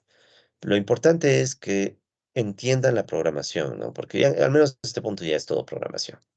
Entonces aquí pueden ver que tenemos un montón de expresiones, las que habíamos visto antes, ¿sí? Toditas estas. Entonces este es el sistema. ¿Ya? Entonces, este sistema lo dejamos al matemática, ¿no? En manos del matemática para que saque y pueden ver. Entonces, matemática, ya saben, se puede encargar de igualdades y desigualdades. Aquí, cuando aumentamos restricciones de igualdad o desigualdad, aumentan las probabilidades de que el problema no se pueda resolver, o sea, no sea factible. ¿Sí? Como por ejemplo, imaginemos, ¿no? Eh, tenemos, podemos hacer un caso simple, ¿no? Digamos que tengo una restricción que me dice, ok, la región factible es esta, ya, digamos, ¿no? Que esta es una g menor o igual a una constante, y aparte también quiero que los x1 y x2 sean positivos. Volvamos un momento al ejemplo de 2. Entonces, x1 mayor o igual a 0, x2 mayor o igual a 0, ya saben que esto sería equivalente a menos x1 menor o igual a 0 y menos x2 menor o igual a 0. Entonces, esta sería la región factible, ¿no? Hasta ahí. Pero, ¿qué tal si después pusiéramos otra restricción que diga algo como, qué sé yo, una recta de este tipo? Que esa sea G, a ver, G verde, ya, G verde igual a constante. Pues miren, a medida que aumento más restricciones, puede pasar que yo tenga una región factible. Esta sería factible si se cumplen estas tres, ¿ya? Pero de repente me ponen otra restricción que no topa por ningún lado a la región factible. Puede pasar, o sea, ya depende, porque el problema puede ir creciendo, pones más restricciones. Entonces, en este caso no hay solución, ¿sí? En esos casos donde no hay solución, la matemática te puede estar arrojando vacío, ¿sí? O sea, una lista vacía indicando no hay solución. ¿Ya? Entonces, cuando ustedes hagan por su cuenta estos problemitas usando el matemática y vean que está vacío, claro, la primera opción siempre es pensar, no habré hecho algo mal, o sea, revisen de nuevo los pasos, tal vez por ahí alguna cosita falló, se escribió mal, y si ya mismo ves que todo está bien, hay la probabilidad muy alta de que tal vez el problema no tiene solución. Es decir, alguna restricción o algunas restricciones están provocando que no exista una región factible. ¿Sí? Entonces eso también hay que estar muy pendiente, ¿no? Claro, en problemas ya donde son R3, donde no puedo dibujar, ya es más difícil de ver, ya viene el criterio. Sí, ahí viene ya el criterio, la experiencia, saber qué problema es, saber qué restricción nueva pusiste. Digamos que ustedes, por decir, ¿no? Para sus tesis de maestría se les ocurre ampliar el problema del consumidor en alguna dirección. Quieren ponerle otra restricción al consumidor. Ya, bueno. Y ustedes ponen la restricción y resulta que el problema no se resuelve. Entonces tienen que ver que la restricción que pongan, la extra, sea consistente con las restricciones anteriores. Sí, de hecho, este último problemita que les estoy presentando ahorita, súper así en general, para mí fue un dolor de cabeza porque tenía que formular una nueva restricción. O sea, tomé un problema original que encontré por ahí, ya ni me acuerdo dónde, y le cambié. Entonces, ¿qué pasaba? Que el dolor de cabeza era encontrarle una restricción y unos números que le vuelvan factible. Ya, eso era lo primerito. Entonces, si ustedes llegan a ese punto de tener que construir un problema nuevo, traten siempre de basarse en algo que ya existe, ¿no? O sea, otro criterio puede ser este, ¿no? Si ustedes tienen el problema, borren restricciones, obviamente con criterio también, ¿no? Vayan borrando restricciones hasta ver si el problema se resuelve, ¿no? Entonces ustedes van borrando restricciones, digamos, ven que el problema se resuelve y de ahí otra vez van poniendo la restricción una por una hasta ver cuál es la que te da el problema, ¿no? Pero bueno, estos ya son criterios que irán ganando con la experiencia, ¿no? O sea, a medida que ustedes tengan que hacer más de estos problemas, ahí irán ganando más experiencia en eso. En fin, entonces vamos con la solución, ¿no? Entonces, la solución del sistema es la que está aquí. Entonces, ¿qué notamos en esta solución? El lambda 1 ¿ya? Es este, ¿ok? No hay novedad. Eh, Este recuerden que era el multiplicador de Lagrange, o sea, este lambda era el elemento de los reales. Así que, bueno, sale negativo, no hay novedad por ahí. ¿Dónde vemos novedades o dónde tenemos que estar más atentos? En los de Kuntuka, ¿no? Entonces, los de Kuntuka son los de acá, porque hay que recordar que estas son restricciones de desigualdad. Y vemos que, sobre todo, la restricción asociada a lambda 5 se cumple con igualdad. ¿Ya? ¿Esto qué significa? Esto significa que, por ejemplo, las restricciones 2, 3 y 4 se están cumpliendo con desigualdad. Si quieren, estas no se activan, no se activa al igual. ¿Sí? No se activa al igual, es decir, aquí tengo que G2 es menor a C2, G3 menor a C3, G4 menor a C4, pero en cambio para el caso 5, sí, para este caso 5, vemos que lambda 5 es mayor a 0, es 2, y esto me está diciendo que la G5, ¿de acuerdo? Se está cumpliendo con igualdad en el punto crítico. ¿Ya? Profe, Esto una obviamente se pregunta. junta. Aquí ¿Sí? también el lambda 3 es mayor que cero, entonces también la Ah, lambda G3 se 3 estaría también, activando. entonces, perdón, estoy dormido, ya, disculpen. Entonces, este de aquí tampoco. Gracias. Entonces tenemos dos, ¿no? Este de acá. Perfecto, gracias. El G3 también se cumple, ¿no? C3. Ya. Disculpen, no le vi, no, aquí está 2, 2, está clarito. Ya, entonces tenemos dos restricciones, ¿sí? Dos restricciones que se están cumpliendo con igualdad, a más de la original, ¿no? A más de la original, que este era el G1, ¿no? G1 igual a C1. Esta de ley se cumplía porque es por definición del problema, ¿no? Entonces, de aquí ni nos metemos mucho en este, pero en estos otros dos, sí. Aquí en estos otros cuatro, ¿no? Entonces, ¿qué sucede? Que encontramos dos restricciones que se activan con igualdad, ¿sí? Y otras dos que no se activan, ¿ya? Antes de continuar, solo déjenme verificar si eso mismo es lo que arrojó el matemática. Vaya a ser un error de tipeo. Sí, ya me imaginaba. Es un error de tipeo, disculpen, es cero, ¿no? Sí, es un error de tipeo porque aquí le vi cero en el lambda 3. Entonces, un error de tipeo, discúlpenme, ¿no? Entonces, este es cero. Ya, ahora sí. Les pido disculpas que este último problema tiene un montón de errores de tipeo. En el matemática está todo bien, ¿no? El pasa es que es un problema que yo creé. Créanme que agregarle una restricción o una variable siempre es un dolor de cabeza. Pero bueno, ya. El problema está bien, o sea, eso les garantizo. Lo que está mal es la transcripción en el PowerPoint, pero ya le estoy corrigiendo. O sea, para ustedes, ya cuando les mande va la versión ya corregida, obviamente. Entonces, ahora sí, lambda 3 en realidad era cero. Mis disculpas. Entonces, la interpretación que estaba haciendo es la correcta, la original. Entonces, el lambda 5, ¿sí? Este de aquí es la restricción que se cumple. G5 igual a C5. ¿Ya? La 3 no se cumplía, en realidad esto era cero. Le puse el 2 porque, no sé por qué puse el 2 ahí. Y también se cumple la 1. G1 igual C1. Esta por definición, ¿no? Este es con un lambda elemento de los reales, lambda 1. Y este es en cambio con un lambda 5 mayor a 0. Entonces, ¿qué sucede? Una vez que yo veo este resultado, y claro, veo los x1, x2 y x3, ya todos son numeritos. Igual quiero verificar que esté todo eso en orden. 4 quintos, 8 quintos, 1. Bueno, ya, sí, todo está en orden. Bien. Entonces, ¿qué sucede? Como tengo ahora dos restricciones con igualdad en la práctica, o sea, esto significa que tengo que pensarle al problema como un problema de Lagrange con tres variables, porque tenemos n igual tres variables y dos restricciones. ¿Sí? Tres variables y dos restricciones. Igual es un problema que ya hicimos, ¿sí? De los últimos que vimos con multiplicadores de Lagrange. ¿Ya? Entonces, ese es el punto, ¿no? O sea, en definitiva, si ustedes plantean bien las condiciones de primer orden, si ustedes construyen bien el sistema, que en definitiva es hacerlo en el matemática, sobre todo ya si el problema es grande, ¿sí? Entonces, el resto es acercarse a Lagrange. Y una vez que ya sabemos qué está pasando, podemos decir, ok, el problema que estoy analizando es equivalente a esto, ¿no? A maximizar, em, creo que era menos x1 al cuadrado, más x2 al cuadrado, más x3 al cuadrado, sujeto a las restricciones 1 y 5. ¿Sí? Si me permiten, solo para ver cuáles eran las restricciones 1 y 5.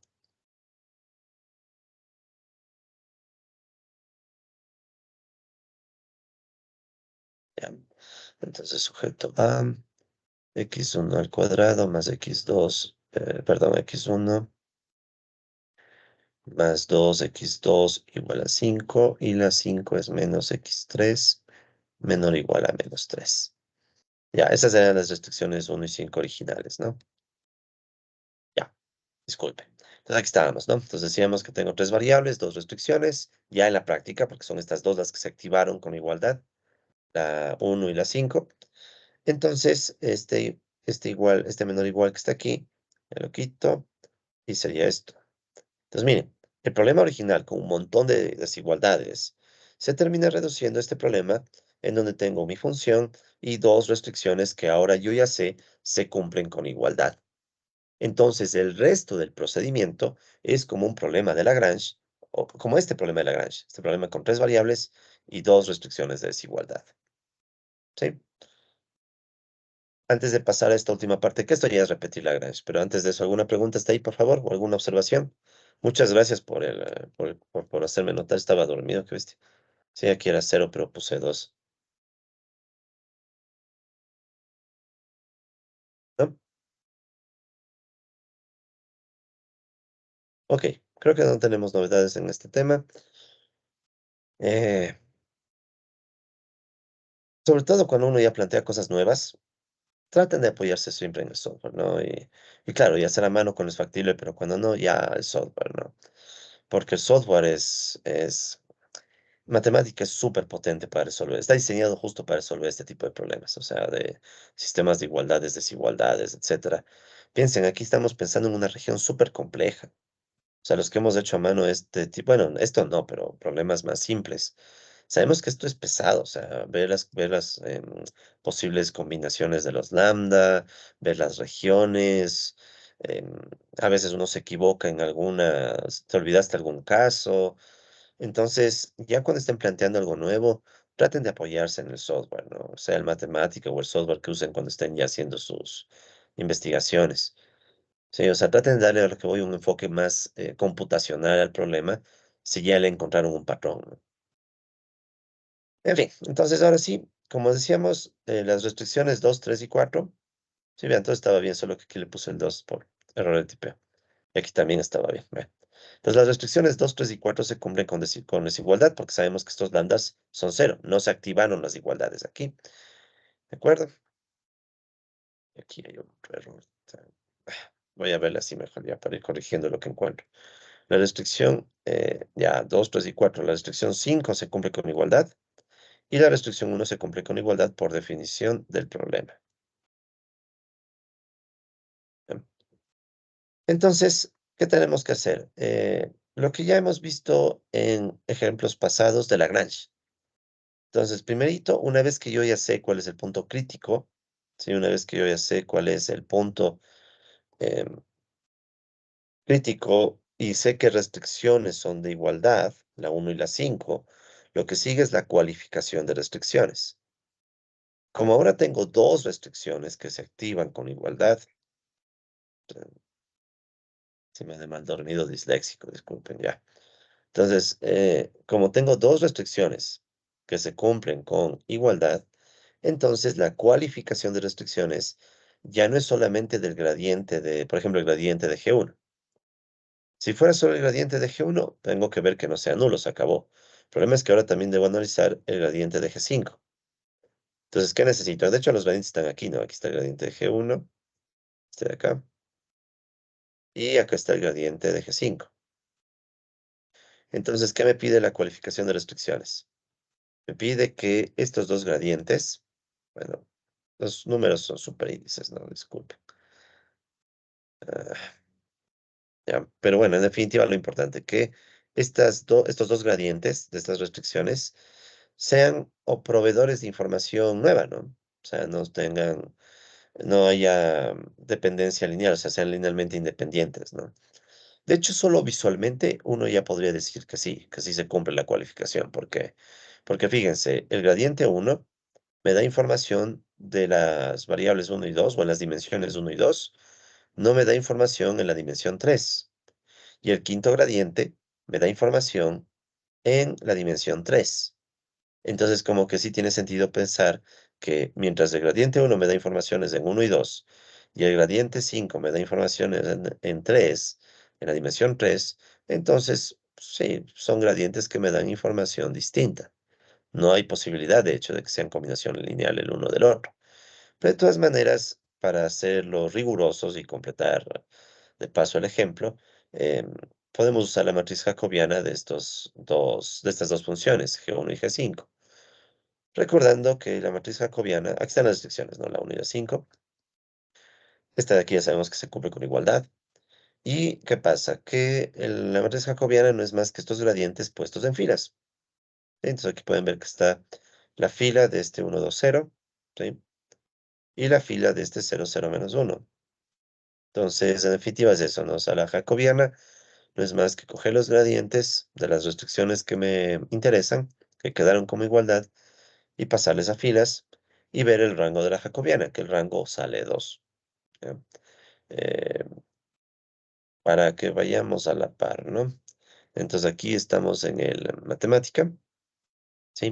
Entonces aquí se dejó indicando esto, ¿no? Hacemos la cualificación de restricciones, pero aplicamos la jacobiana a las que se cumplen con igualdad, es decir, G1 y G5. ¿Ya? Entonces aquí vemos que la jacobiana se saca con la función deriva. Dentro de la función deriva, entre llaves ponemos las funciones que quiero derivar, la G1 y la G5. Ya saben que estas tienen tres variables. Y después indico con coma y doble llave cuáles son las variables en las que quiero derivar, x1, x2, x3, y listo. Shift, Enter. Y este resultado nos da lo mismo que hubiera salido si poníamos los gradientes en fila. ¿Ya? Eso ya sabíamos. Sí, pero recuerden, la idea es que ustedes tengan una fórmula general para el gradiente, que digo, para el jacobiano, en caso de que requieran usarlo en alguna otra ocasión. Ya, no sé, tal vez repiten sus tesis o en alguna investigación, etcétera. Entonces ya tienen la fórmula general del jacobiano y en forma de matriz, ya saben, como matrix form.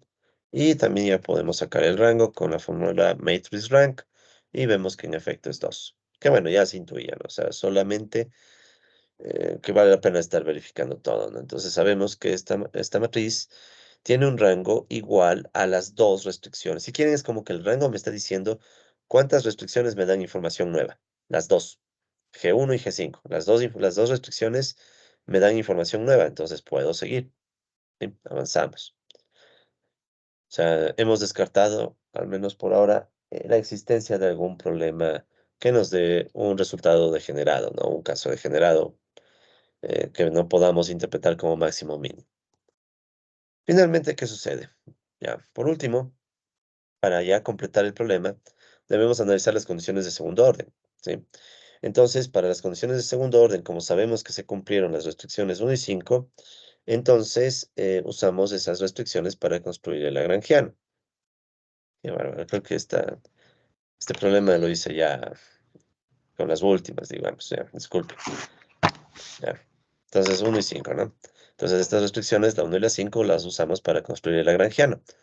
Entonces, ya saben, el lagrangiano es igual a, es L igual a F menos lambda 1 por G1 menos C1 menos lambda 5 por G5 menos C5. Nada más. Me olvido de las otras restricciones, porque ya saben, las otras restricciones no se cumplen con igualdad, por tanto, es como que en la práctica, en el algoritmo para resolver el problema, casi que no existen. O sea, las que nos interesan son la 1 y la 5. ¿Bien? Y aquí está la construcción de esto mismo, pero reemplazando, ¿no?, las funciones. Aquí una observación importante, traten siempre de ir aclarando si tienen una función de qué variables depende, ¿ya? Uno dirá, pero bueno, ya sabemos, es obvio. El problema es que o la ventaja es que con esto, cuando tú construyes la función en el matemática, ya sabes al matemática cuántas variables le debes indicar. Entonces son las tres variables del problema original más los dos multiplicadores de Lagrange de los gradientes que necesito que se igualen, el 1 y el 5. ¿Ya?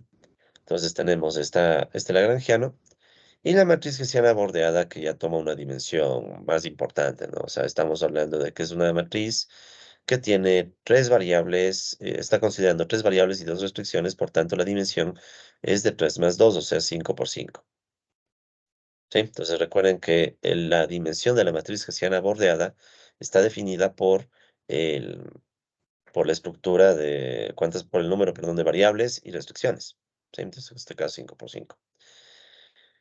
Y bueno, como en este caso tenemos dos restricciones, tenemos la matriz jacobiana, aquí pueden ver que está la matriz jacobiana, ¿no? 1, 2, 1, que era el gradiente de G1 transpuesto, y 0, 0, menos 1, que es el gradiente de G5 transpuesto. Y acá abajo lo mismo, ¿no? Tenemos la matriz jacobiana transpuesta.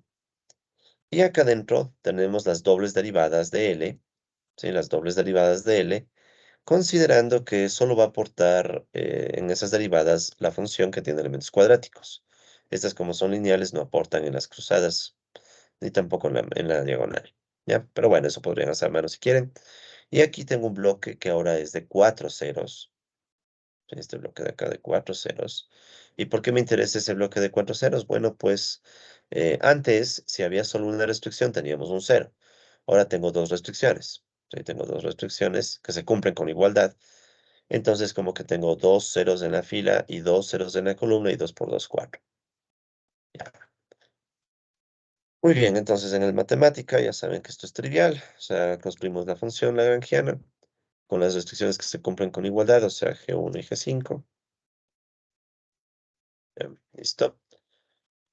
Construimos la función y aquí ven lo que les decía, ¿no? O sea, lo útil que es indicarle o saber, ¿no?, exactamente cuáles son las variables, ¿no? Lambda 1, lambda 5, x1, x2, x3. La hessiana, ¿ya? Es la derivada de Lagrangiano. La derivada de Lagrangiano, indicando que son dos veces la derivada, o sea, doble derivada, en forma de matriz. Y la transformación para volverle bordeada. Entonces aquí la observación que ya hicimos en el último ejemplo de Lagrange.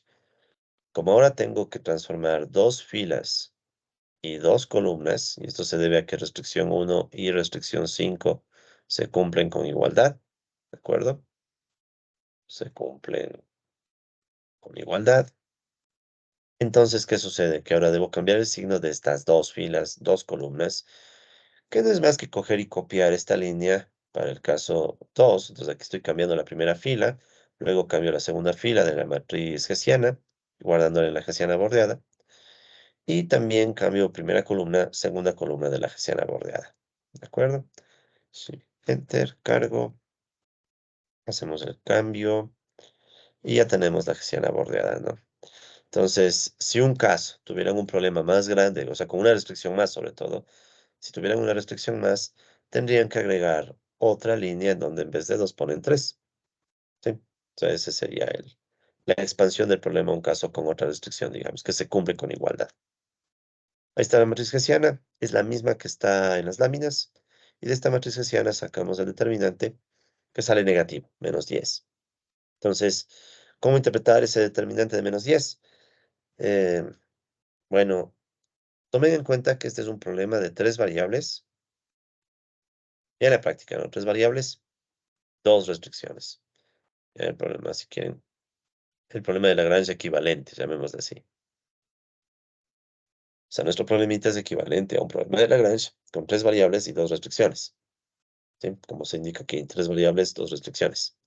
En este caso, ¿qué tengo que revisar para ver si es que este problema me está dando un máximo o un mínimo? Entonces tengo que hacer la resta, 3 menos 2. 3 menos 2, 1. Entonces me está diciendo esa resta, tengo que analizar la última unoésima menor principal dominante. Como solo es 1, eso significa que en definitiva debo analizar el determinante de toda la matriz. ¿Ya? ¿De acuerdo? Entonces, si tuviéramos, por ejemplo, otra restricción, ahí sí nos puede estar tocando analizar el determinante de toda la matriz y la penúltima menor principal dominante. O sea, el determinante de la matriz y del caso anterior, quitando la última fila y la última columna. Sí, eso no lo vamos a hacer en este curso porque ya es ahondar demasiado en el detalle y realmente se vuelve ya muy mecánico, o sea, y repetitivo, ¿sí? Y aparte ya les voy a pasar los libros por si quieren profundizar más todavía, ¿no? Aunque les voy a ser franco, hemos hecho una revisión bastante detallada de optimización, incluso con condiciones de segundo orden, que no es lo usual. Al menos en pregrado eso no se ve, pero obviamente estamos ya a otro nivel, entonces ya tienen que ir conociendo estas condiciones. En fin, entonces, ahora sí, ¿cómo sacamos esto? Bueno, el determinante ya está. Y por esta regla, que esta regla, recuerden, la tomamos del libro de Simon y Bloom, llegamos ahora a la conclusión de, bueno, ¿con qué signo comparo el determinante? Entonces recuerden que la regla es comparar con el signo de -1 a la n. En este caso es -1 al cubo, porque son 3 variables. O sea, -1. Como el signo del determinante de HB coincide con el signo de -1 a la n, que es menos menos, entonces al final concluimos que esto en efecto es un maximizador. ¿Sí? Este punto es maximizador. Ya. Porque aquí hay un pequeño error final y es que el x3 no debe ser 1, debe ser 3. Estoy casi seguro que el x es... Ya, déjenme ver porque aquí hice un copia-pega. Solo quiero verificar en el x3 cuánto sale. No, uno mismo, ya. No, yo soy el que está en la nebulosa 4 quintos. 8 quintos, 3. No, sí, todo está bien. Eso, entonces no sé si tengan por favor preguntas sobre este ejemplo antes de pasar al último. Todavía tengo un ejemplo más, ¿ya? Ese ya es teórico, el último ejemplo. Pero antes de pasar a ese ejemplo ya teórico, ¿dudas sobre este que acabamos de hacer, por favor?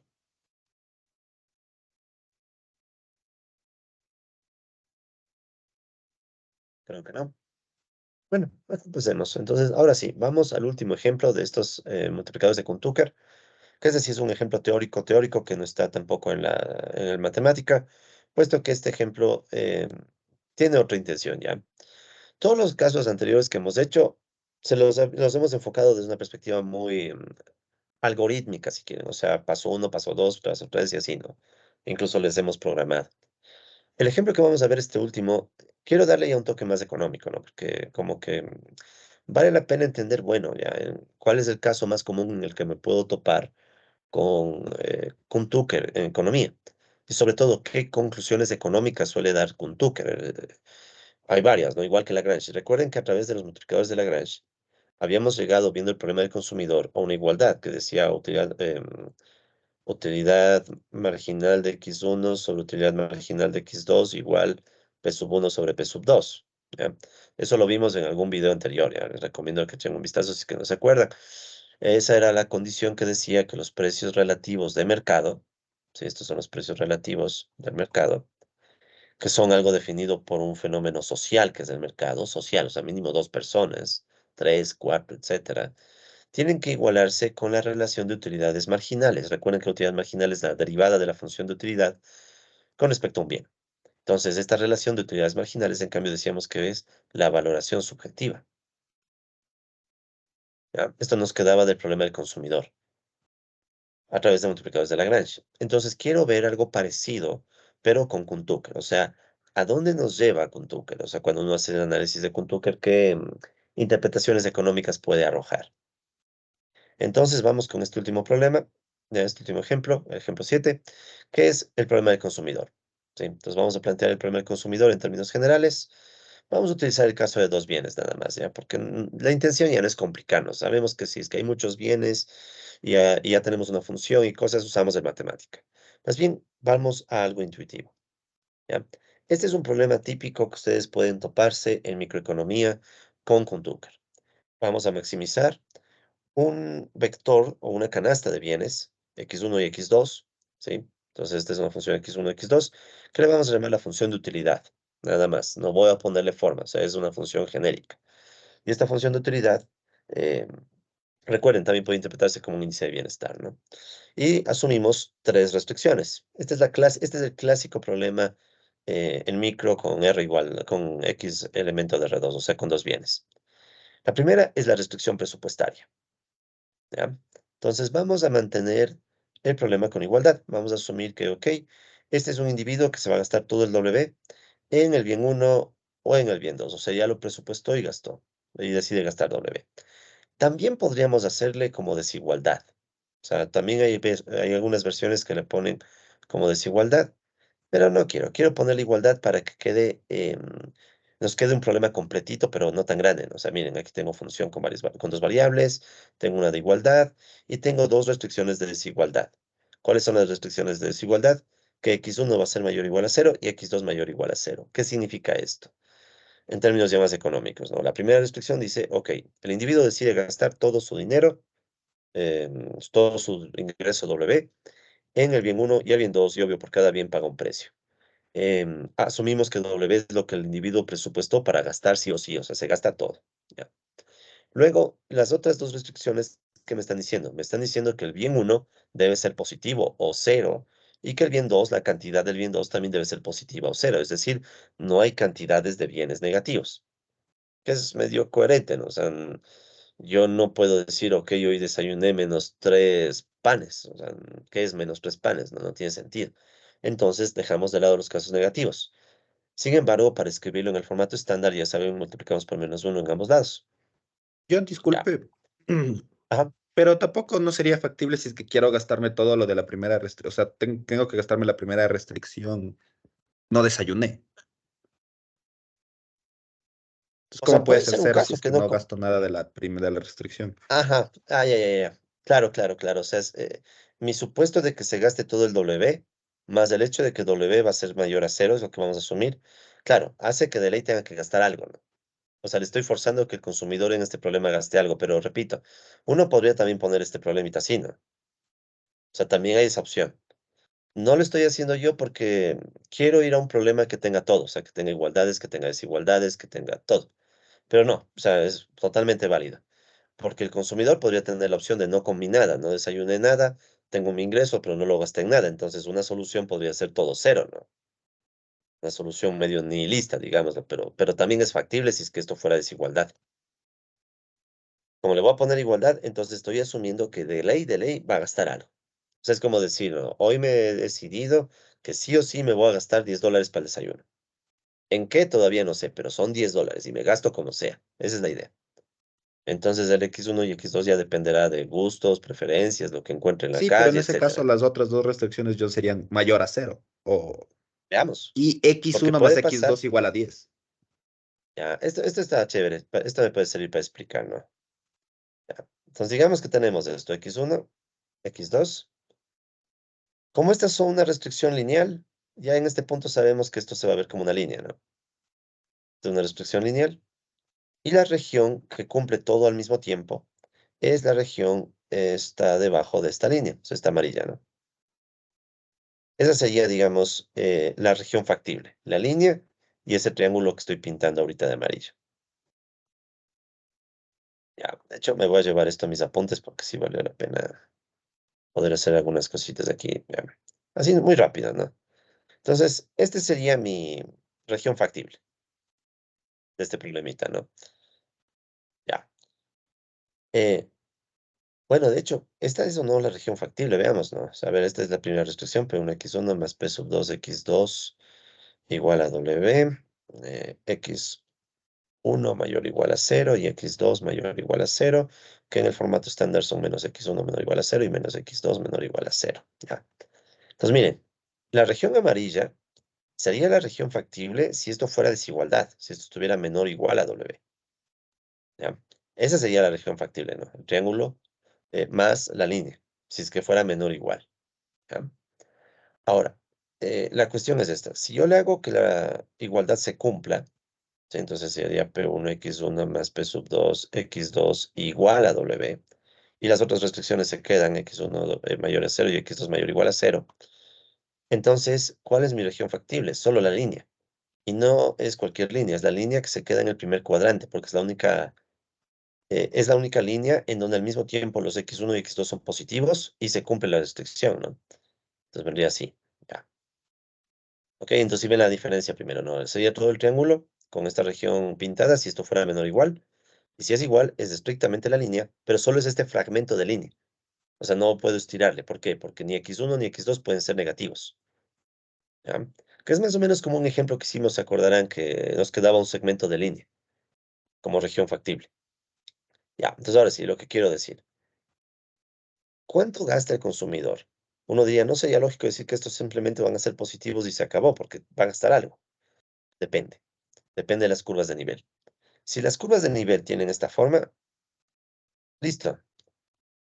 Vemos que quedará un x1 y un x2, ambos positivos.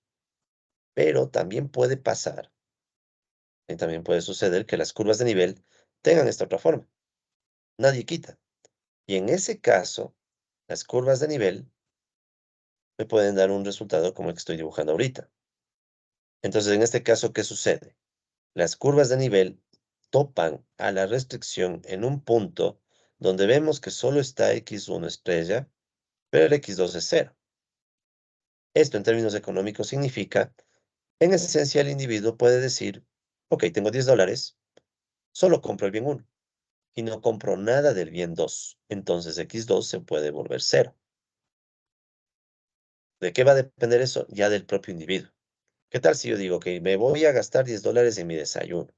Voy al mercado y resulta que solo encuentro panes y qué sé yo, no sé, bolones, digamos, ¿ya? Entonces, resulta ser que digo, a ver, tengo $10, no me gusta mucho el pan, me voy a gastar todo en bolones. Entonces, ¿qué pasa? Que una de las soluciones puede absorber todito el gasto, el x1, y el x2 en cambio no recoge nada. Entonces ahí el punto óptimo sería x1 estrella positivo y el x2 estrella 0. Entonces miren cómo se activa esta restricción.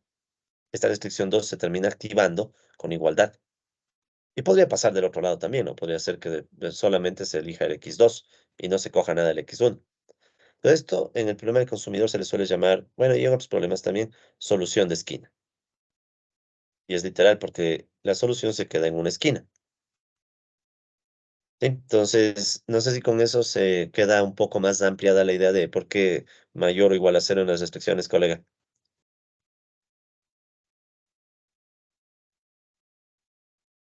Sí,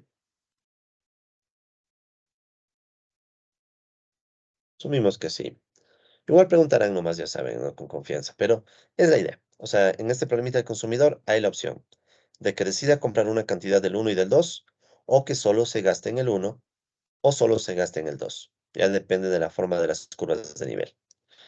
Muy bien, entonces, ahora sí, vamos a continuar. Empecemos a resolverlo como siempre, ¿ya? Saquemos primero las condiciones de primer orden. En este caso, ¿qué tengo? Tengo la igualdad de gradientes, ya hemos hecho tantas veces esto, ¿no? Tres gradientes, tres lambdas, y tengo las condiciones de holgura. Entonces tenemos tres condiciones de holgura que corresponden, aquí no son tres, son dos, ¿no? La primera se cumple, déjenme ver si dice con igualdad o desigualdad, que no tan... Sí, disculpen, aquí está mal esto, ¿no? Solo es 2. Entonces esto es uno más j, ¿no? Es j, es j. Este es C sub 1 ex J. Ya.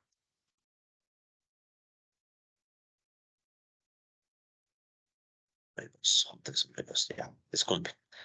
Pequeño lapsus ahí, ¿no? Bueno, estas últimas láminas han estado bastante erráticas. Pero bueno, la versión que les queda al final está todo bien, ¿no? Y ahorita estoy revisando de paso. Muy bien, entonces, como les decía, igualdad de gradientes. Y tenemos dos condiciones de holgura, ¿sí? No tres, sino dos. ¿Por qué? Porque, bueno, el primero es un multiplicador de Lagrange, no se restringe. Igualdad por definición del problema, ¿ya? Y los otros dos, en cambio, son restricciones de desigualdad. Entonces, lambda 2, perdón, mayor o igual a 0, lambda 3 mayor o igual a 0, multiplicadores de Kuhn-Tucker. ¿Bien? Entonces, tengo que agregar a la igualdad de gradientes dos condiciones de holgura. ¿Sí? Listo, entonces aquí estarían las dos condiciones de holgura. ¿Ya? Para j igual 1 y 2, reemplazan el j1, les va a quedar la restricción 2, reemplazan j2, les va a quedar la restricción 3. Ya. Entonces ahora sí, y aparte indico que lo que está acá, ¿no? Que estos dos casos deben ser con lambdas mayores o iguales a 0. Y esto me va a dar el siguiente sistema. ¿Bien? Entonces aquí tenemos un sistema donde, como la u es general, es una función genérica, el gradiente de u, además puedo decir que es u de x1, o sea, la parcial de u con respecto a x1, y la parcial de u con respecto a x2, porque es una u genérica. ¿Cuál no es genérica? La restricción presupuestaria. Ya no se olviden que esta igualdad se le conoce como restricción presupuestaria, y el gradiente de esta no es más que los precios, ¿no? P1 y P sub 2. ¿Ya? El gradiente en el otro caso es menos 1, 0, y en el otro caso es 0, menos 1. Entonces tengo la igualdad de gradientes, tengo las dos condiciones de holgura. En este caso, las condiciones de holgura solamente son menos x1 menos 0 y menos x2 menos 0 multiplicado por los lambdas. Tengo la indicación de que lambda 2 y lambda 3 son positivos o 0, y tengo las tres restricciones. O sea, pese a que es un problema relativamente pequeño, pueden ver que igual, ¿no? De, el número de expresiones que toca analizar no es pequeño, no es tan pequeño, es trivial, ¿no? Pero repito, este es el que vamos a hacerle a mano, pero no vamos a resolver todo el problema, ¿no? Solo quiero llegar a una conclusión económica. Es lo que me interesa, más que nada, una conclusión económica. Muy bien, a partir de este sistema es posible obtener una condición general que está en el libro de Mascolel, pero bueno, vamos a hacerlo, ¿no? Esto sí vamos a hacerlo, así que me llevo esto. Es difícil, verán. Lo que pasa es que si uno se pone a hacer las desigualdades a lo tonto, es difícil. Pero si uno hace esto con cierto criterio, no es tan difícil. O sea, aquí es donde ya entra la parte económica. O sea, ya no solo la matemática. ¿Ya? Entonces, la matemática me diría, bueno, ponte a hacer todo. Pero a ver, veamos cómo nos quedan las primeras dos ecuaciones, las de acá, ¿no? Aquí están dos ecuaciones porque hay dos variables. ¿Cómo nos queda esto? Entonces sería la utilidad marginal de x1 igual lambda 1 por el precio 1 menos lambda 2 y nada más. Estoy resolviendo esta operación de la primera fila, ¿no? Ux1 igual lambda 1 por P1 menos lambda 2 más lambda 3 por 0, que bueno, eso es... Bueno, pongamos, bueno, ya, lambda 3 por 0, 0. Ya. ¿Y cómo me queda la otra? Acá le voy a poner mejor la utilidad marginal de x2. O sea, la parcial de u con respecto a x2 igual a lambda 1 por p sub 2, lambda 1 por p sub 2, ¿qué más? Más lambda 2 por 0, pero eso se anula y me queda menos lambda 3. Menos lambda 3. Ya. Entonces aquí, como les digo, podríamos ponernos a hacer paso a paso y no sé qué, pero ni siquiera sé qué es u. O sea, es una función genérica. Entonces la intención de este problema ya no es coger y ponerse a hacer todito paso a paso, sino más bien razonarle un poco, ¿verdad?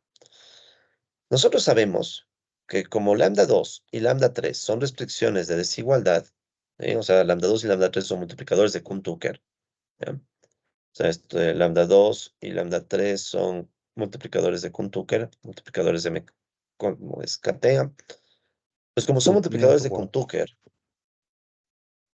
necesito que sean positivos o cero, ¿ya? Entonces, si, por ejemplo, vamos al caso lambda 2. ¿Dónde está lambda 2? Aquí. Ya, pensemos en lambda 2 un momento. Lambda 2 tiene que ser positivo o cero, ¿ya? Entonces, imaginen que este es un número, incluso para hacerlo fácil, ¿no? 5. 5, por ejemplo, digamos. No sé, pero digamos que fuera 5. 5. Un número positivo o cero, ¿ya? ¿Cómo queda entonces esta igualdad? ¿Sí? ¿Cómo quedará entonces esta igualdad? Si yo digo, ok,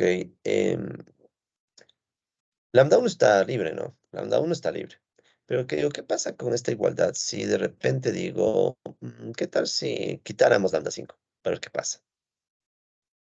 O sea, le quiero quitar a lambda 5, solo para ver qué pasa. Si ustedes le quitan a lambda 5 de esta igualdad, ¿qué va a suceder? Que va a surgir una desigualdad. ¿Sí? ¿Ya? Si es que lambda 2... bueno, hagamos el primer caso fácil. Hagamos dos casos, ya. Si no, vamos a orden, vamos a orden. Ya. Hagamos el primer caso. Caso 1, hagamos el más fácil primero, ya. Que lambda 2 sea 0. Ya. El caso más fácil. Si lambda 2 es 0, vamos con el más fácil primero, no quiero complicarles de golpe de ganita. Eso significa que la restricción 2 por Kuntuker va a ser menor a C2. O sea, ya saben, no se activa. No se activa el igual. No se activa la igualdad. ¿Ya? ¿De acuerdo? Entonces, pero, ¿qué era G2? G2, recuerden que es la restricción de acá. O sea, menos x1 menor a 0. O lo mismo que decir x1 mayor a 0. Eso significa compramos el bien 1. ¿Sí ven? O sea, es x1 positivo. Entonces, ¿cuándo va a suceder esto? O sea, ¿cuándo tengo el caso con lambda 2 igual a 0? ¿Ya? Entonces, aquí puedo ver que en esta igualdad, si le quito el lambda 2, ¿qué me va a quedar? Solo me queda ux1 igual a lambda 1 p sub 1. ¿Ya? ¿De acuerdo? Este es el caso 1. Muy bien, entonces aquí yo podría despejar lambda 1, ¿no? Entonces lambda 1 va a ser igual a utilidad marginal de x1 sobre p sub 1. ¿Ya? ¿De acuerdo? Entonces noten, esto de aquí, esta es la condición que se va a ver en Lagrange. Esto no salía en Lagrange, u sobre p1 o x1 sobre p1. Si aquí yo agregara el caso de que también lambda 3 es 0, ¿de acuerdo? Entonces, ¿qué significa? Que la restricción 3 también se cumple con desigualdad, o sea, no se activa el igual. No se activa el igual. ¿Qué sucede? Que entonces, si nosotros recordamos la restricción 3 es esta otra de acá, ¿no? Menos x2, ahora va a ser menor a 0, porque no se activa el igual. Como no se activa el igual, menos x2 es menor a 0, que es lo mismo que decir x2 mayor a 0.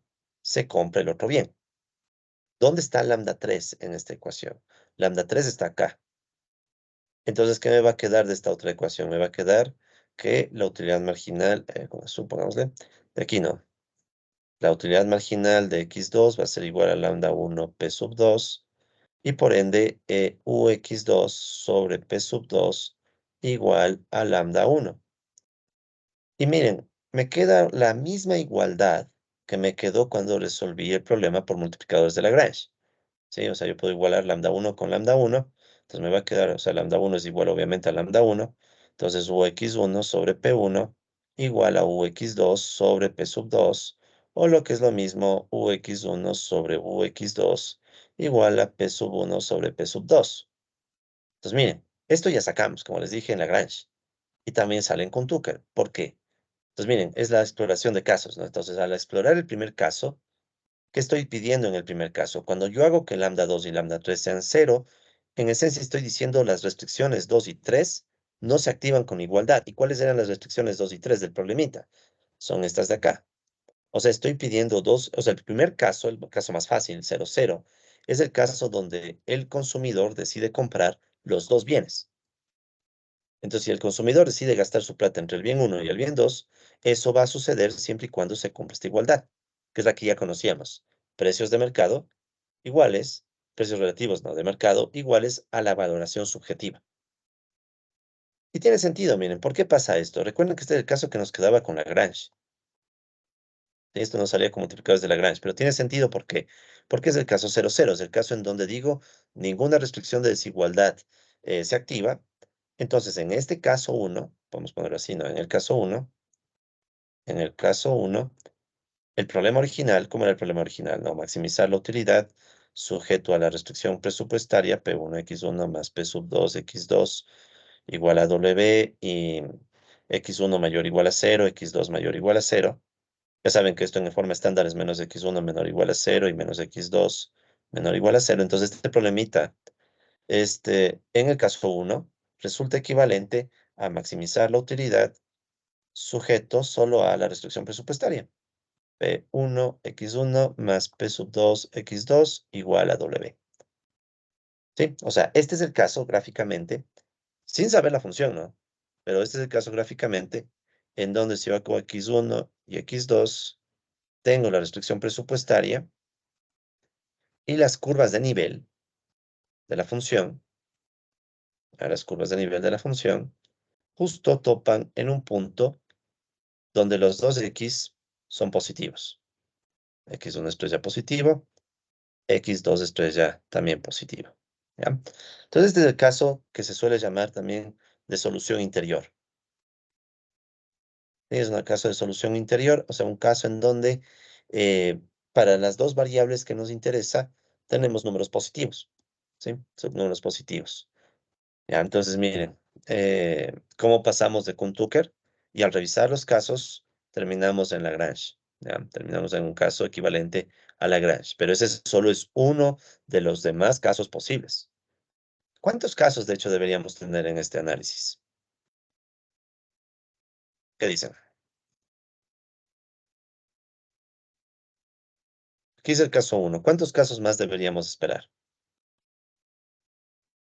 Dos más, profe. Sería el lambda 2 mayor que cero y Ya, el, tenemos el caso 2. ah, el otro sería el lambda 3 mayor que cero.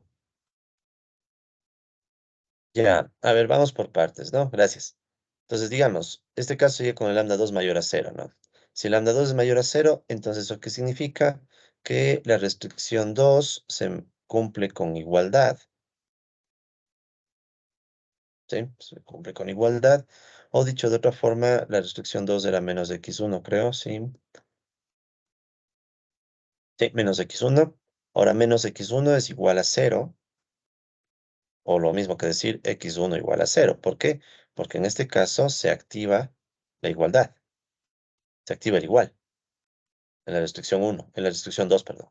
Sí, la restricción 2 que recuerden que era menos x1 menor o igual a 0, pero ya se activó el igual, entonces queda solo menos x1 igual a 0. Es decir, este caso 2 sería el caso en donde el consumidor no compra el bien 1. ¿Sí? Entonces, esto de aquí sería el consumidor no compra el bien 1. Ahora, ¿con cuál valdrá la pena combinar este caso? ¿Valdrá la pena combinar con un lambda 3 también mayor a 0? ¿Qué dicen? O sea, ¿vale la pena explorar este caso en donde lambda 2 es mayor a 0 y lambda 3 también es mayor a 0?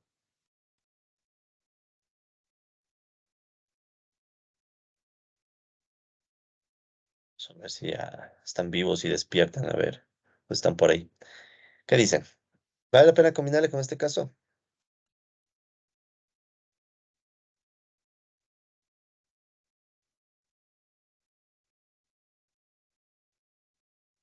Porque ya está implícito que vamos a comprar el otro.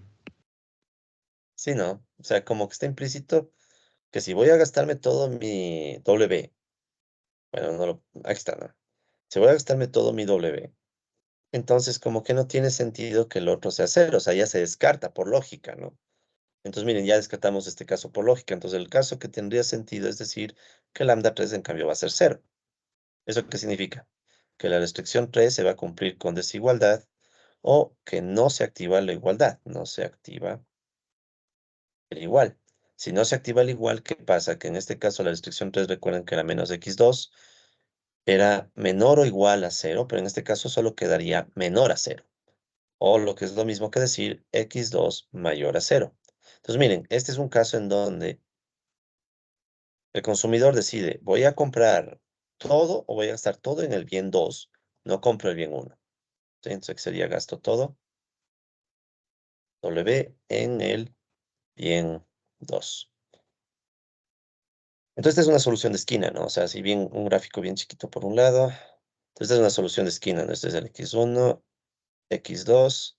Entonces esta es una solución de esquina donde las curvas de nivel, ¿sí? Son tales que justo le topan en este punto a la solución. Entonces x2 es positivo y no hay x1. ¿Ya? ¿Cuándo pasa esto? ¿Cómo analizo este caso?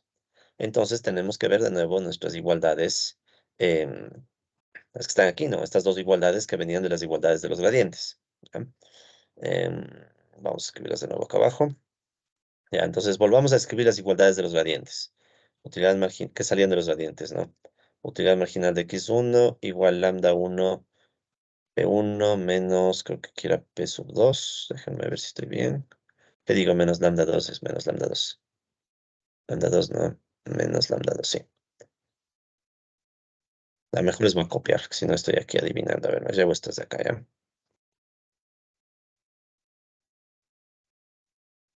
Un segundito. Ya, esto. Ya, tengo estas de aquí, que son lo mismo, ¿no? Que teníamos arriba, sino que les copié para no estar dudando ahí. Muy bien, entonces, ¿qué es lo que quiero ver? ¿Qué sucede o cómo analizo este caso? Entonces, fíjense, este caso bien particular me dice lambda 2, 0, mayor a 0, perdón. Y lambda 3 igual a 0. ¿Ya? Veamos con lambda 3. Lambda 3 igual a 0, ¿dónde se va a ver reflejado? Acá. Si lambda 3 es 0, entonces esto se va, se muere, desaparece. En cambio, ¿qué sucede con...? Y de hecho, si es que lambda 3 desaparece, yo puedo despejar lambda 1. O sea, aquí se va a cumplir que lambda 1 es la u marginal, la utilidad marginal de x2 sobre p sub 2. Ya, en este lado. En cambio, ¿qué pasa en este otro lado? En este otro lado, lambda 2 es mayor a 0. ¿Sí? Lambda 2 es mayor a 0. Al ser lambda 2 mayor a 0, yo no le puedo borrar a lambda 2 de aquí. ¿Ya? No le puedo borrar a lambda 2 y decir ya se va. Entonces, ¿qué hago? Bueno, primero el lambda 1 puedo reemplazarle, ¿no? Si ven que lambda 1 sí conozco, entonces podría reemplazar lambda 1 acá. Pero antes de eso, ¿qué hago con este lambda 2 que me está estorbando? Sé que es positivo, ¿no? Es positivo, ¿ya? Entonces, ¿qué tal si le borráramos? O sea, ¿qué tal si le quito? ¿Cómo me quedaría? Me quedaría que la utilidad marginal de x1 ya no va a ser igual a lambda 1 p1. Ya no puede ser igual, porque tengo un término que es positivo aquí, que permite la igualdad. ¿Sí? Y que de hecho es positivo por medio negativo, ¿no? O sea, más, o sea, digamos que es 3, 5, lo que sea. Positivo, lambda 2 positivo. Lambda 2 mayor a 0. Entonces, este lambda 2 mayor a 0 está provocando con esta resta que este lado sea más pequeño. ¿Sí? O sea, este lado de la desigualdad se hace más pequeño gracias a que está el lambda 2. ¿Sí? Es como quien dice, aquí tengo un número positivo, el 10. Segundo, se cargue el lápiz, ya. Pues tengo un número positivo, digamos el 10. Como aquí está menos, me va a quedar menos 10. Entonces, este menos 10 es como que coge a todo este lado de la igualdad, le hace más bajo para justificar la igualdad. Entonces, si yo le quito este término, esto se va a transformar en desigualdad. ¿Sí? Es decir, si a este lado derecho de la igualdad le quito un número negativo, es lógico que el lado derecho se hace más grande. Entonces va a quedarme que el lado derecho ya no va a ser igual, sino que va a ser mayor que el lado izquierdo. ¿Sí? ¿Por qué estoy haciendo esto? Estoy haciendo esto primero porque no tengo una utilidad que pueda resolver, no tengo una función U. Segundo, porque, bueno, de esa manera me puedo deshacer de lambda 2. Claro, me queda una desigualdad, pero ya me deshice de lambda 2. Porque yo sé que lambda 2 es positivo. ¿Sí? Entonces, una vez más, lambda 2 es positivo, pero está multiplicado por menos, entonces todo se vuelve negativo, más por menos menos. Entonces, si yo tengo en el lado derecho un número negativo y le quito, es lógico que el lado derecho se haga más grande. Y le quité este número negativo, ¿ya? Este lado negativo. Por ende, ya no tengo igualdad, sino una desigualdad donde este lado se hace más grande. Ahora sí, una vez que me deshice de lambda 2, ¿qué puedo reemplazar en la desigualdad? Ya no en la igualdad, no, sino en la desigualdad, puedo reemplazar lambda 1. Entonces, lambda 1 lo reemplazo en esta parte y ¿qué me queda? Utilidad marginal de x1 menor, en vez de lambda 1 me va a quedar utilidad marginal de x2 sobre p sub 2 por el p sub 1. ¿Ya? Pues miren la condición que me va a quedar, ¿no? Es una cosa bien llamativa. Yo aquí podría hacer algo parecido a lo que hicimos antes. Este ux2 que está multiplicando pasa a dividir. Se asume que todos son positivos, ¿no? Entonces puedo cambiar, mover los elementos sin que se dañe la desigualdad, asumiendo que todo es positivo. Entonces este ux2 que multiplica pasa a dividir. Me va a quedar ux1 sobre ux2 menor a p sub 1 sobre p sub 2. Miren esto. Ya, esta es la nueva condición. Entonces, esta nueva condición es muy parecida a la que teníamos arriba, ¿no? Arriba nos quedó con igualdad. Valoración de mercado coincide con la valoración subjetiva. ¿Qué tengo acá abajo? Acá abajo tengo los precios relativos del bien 1 en respecto al bien 2. Si quieren, esta es la valoración del mercado del bien 1. Valoración de mercado del bien 1. Eso es lo que está en este lado. ¿Por qué digo el del bien 1? Entre paréntesis con respecto al 2. ¿Ya? Porque es un precio relativo donde el P1 está arriba. Entonces, es la valoración del bien 1 en términos de los precios del bien 2. Ya, precio relativo. Y en cambio, lo que tengo del otro lado es la valoración subjetiva del individuo. Entre comillas, ¿no? Valoración subjetiva del individuo. Entonces, miren, aquí se queda clarita la situación. Si el mercado valora al bien 1 mucho más de lo que el individuo le valora al bien 1, ¿qué hace el individuo? No compro el bien 1, no compra el bien 1, solo compra el bien 2. ¿Y qué significaba esto en símbolos? No compra el bien 1, o sea, x1 estrella, 0. Solo compra el bien 2, x2 estrella, mayor a 0.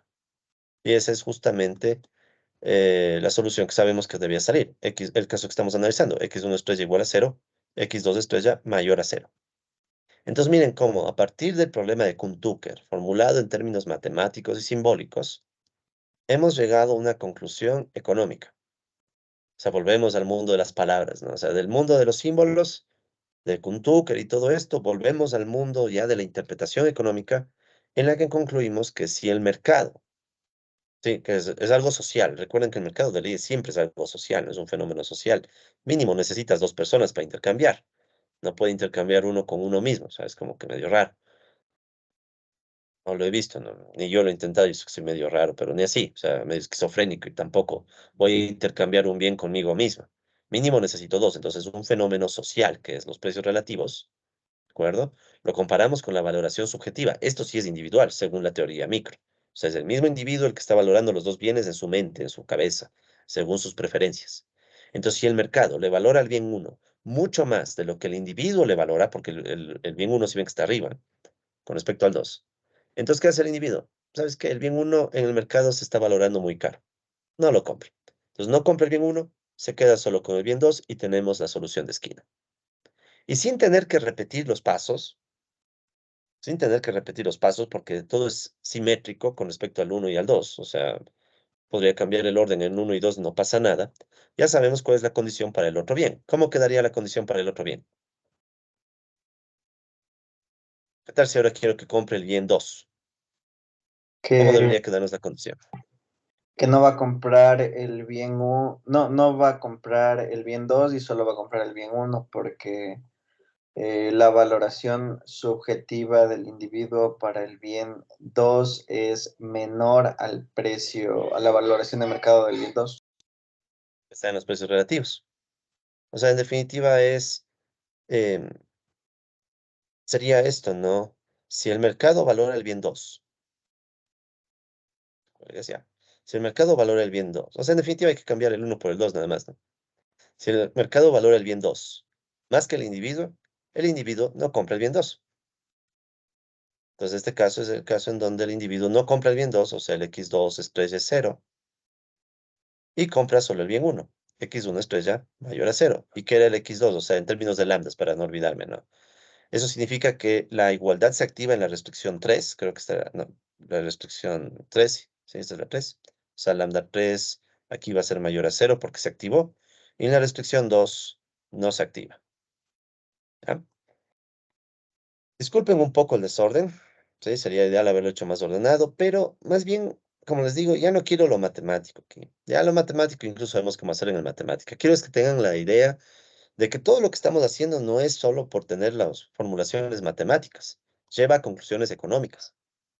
Entonces ahora vemos para qué sirve Kuhn-Tucker. Entonces mira, mientras Lagrange, que sería el caso de acá arriba en definitiva, mientras Lagrange me dice, cuando el mercado valora el bien, igual que el individuo compra ambos bienes, ¿ya? O sea, este es el caso con los dos mayores a 0, ¿no? x1 estrella mayor a 0, x2 estrella mayor a 0. Entonces, mientras que en el mercado, si los precios relativos reflejan lo que el individuo piensa, entonces se compra los bienes, ambos. Con Tucker, por otro lado, te ayuda a ver en qué casos el individuo deja de comprar un bien. Entonces, aquí estamos diciendo que el individuo deja de comprar un bien cuando su valoración subjetiva, ¿sí?, de ese bien es más baja que lo que el mercado valora. ¿Cómo sé que es el mercado? Porque, bueno, los precios, repito, son un fenómeno social, ¿ya? Estamos asumiendo que el consumidor es precio aceptante, o sea, el consumidor no tiene capacidad de mover el precio, por ende, el precio es definido por el mercado. Es el supuesto de la micro bien desde el inicio, ¿no? Asumimos que el consumidor no cambia los precios, los cambia el mercado. Ya sé que es un supuesto irreal, hay muchos problemas, etcétera, sí, pero por ahora solo quiero mostrarles cómo la técnica matemática nos lleva a conclusiones económicas. ¿Ok? Y más o menos algo parecido debe estar en la lámina. Ya, está más feo esto, voy a mejorarle. Sí, esto lo voy a mejorar, ¿ya? Entonces mejor dejémosle así. Entonces, me parece que copié aquí literal que está en Mascoler. Esto que estamos haciendo ahorita, colegas, es lo que se hace en el libro de Mascoler, en el problema del consumidor. Pero me gustó más cómo quedó aquí. Lo hicimos mejor acá. Entonces, x1 estrella es mayor o igual a 0 con igualdad cuando la valoración, vamos en el mismo orden incluso que hicimos, ¿ya? Ux1 sobre Ux2, 60 menor, perdón. Ya un segundito nada más, 60. Y aquí los pesos relativos. Peso 1 sobre peso 2. Ya, es que mi escolar estaba formulado un poquito diferente, pero es la misma. Es el problema de Mascoler, sino que ahorita salió mejor. X2. Ya les voy a explicar qué estoy poniendo aquí ya. Solo déjenme poner esto. Ya. Listo. Entonces, ahí sí está perfecto con lo que hacemos, ¿ya? Entonces, de hecho, ustedes pueden ver que esto está en el libro de Mascolel, en el capítulo 3 con una formulación equivalente, pero es la misma idea. Sí, es la misma idea. Y de hecho, aquí está mejor. Ya, está mucho más intuitivo, mira. Entonces, ¿qué estamos haciendo? Entonces, ya no hace falta ir más lejos. Ya tengo todo. Vamos a olvidarnos del caso en donde todo es cero. O sea, ¿por qué? Porque de ley el consumidor va a tener que gastar algo. Miren, si ven cómo mezclamos matemática con lógica, ¿no? Sé que el consumidor va a tener que gastar algo, entonces de ley el caso 00 no me interesa. No es factible. No es factible, no se puede resolver el caso 00. Entonces ni me meto en ese caso. Entonces, más bien lo que trato es de resumir estos resultados. Entonces, ¿cómo sería el resumen? Entonces, miren, resumiendo todo, nos quedaría lo siguiente. X1 estrella es mayor o igual a 0 con igualdad. ¿Qué significa con igualdad? Con igualdad sería solo X1 estrella igual a 0. ¿Y cuándo hay la igualdad? O sea, con igualdad significa cuando no compra el bien 1. Cuando la valoración subjetiva del bien 1 es menor que la valoración de mercado. O sea, el mercado le está poniendo un precio muy alto al bien 1 con respecto al 2. El individuo no compra el bien 1 y por ende esto se vuelve igualdad. Y abajo lo mismo. Tengo x2 estrella mayor o igual a 0 con igualdad, que significa con igualdad que x2 estrella es igual a 0. Cuando el mercado en cambio hace que el bien 2 tenga un precio demasiado alto, no lo valora más que el individuo. Entonces el individuo dice, ¿sabes qué? No compro el bien 2. Entonces, miren, como de Kuhn Tucker, de un problema que incluso lo vimos ya con no sé cuántas restricciones, variables, todo, podemos sacar conclusiones económicas y esta es la más básica, ¿no? O sea, esta es la inicial si quieren. Después vienen otras, pero obviamente eso ya se verá en micro dependiendo de cuánto puedan profundizar, ¿no? Ya, es decir, cuando el precio relativo, ¿sí? Cuando el precio relativo, peso 2, es mayor que el valor marginal que el bien posee para el consumidor, que sería UX1 sobre UX2, que va mucho mejor que como estaba. Entonces el bien no es adquirido. ¿Sí? En otras palabras, los individuos no compran aquellos bienes que perciben que no valen lo que cuestan en el mercado, ¿no? Lo que cuestan en el mercado desde su percepción subjetiva. Y esa es la gran conclusión de estos temas de optimización. Entonces, colegas, para cerrar, y con esto acabamos optimización, han sido unas clases largas, muchos temas, mucha información, pero creo que es un buen cierre. O sea, cerrar con la idea de que todo lo que estamos viendo, todito, No es por hacer, no es porque nos guste o nos disguste, no tiene nada que ver. Es bueno, a mí en lo personal sí me gustan estos temas, ¿para qué les miento? Pero lo importante es cómo de esas técnicas sacas conclusiones económicas.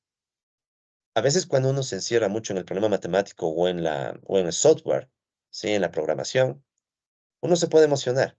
Uno se puede emocionar y quedarse programando y aprender la técnica y que haces un dibujo más bonito y que muestras cómo hacerle más eficiente, que haces bucles, todo que está bien. No digo que está mal, está bien.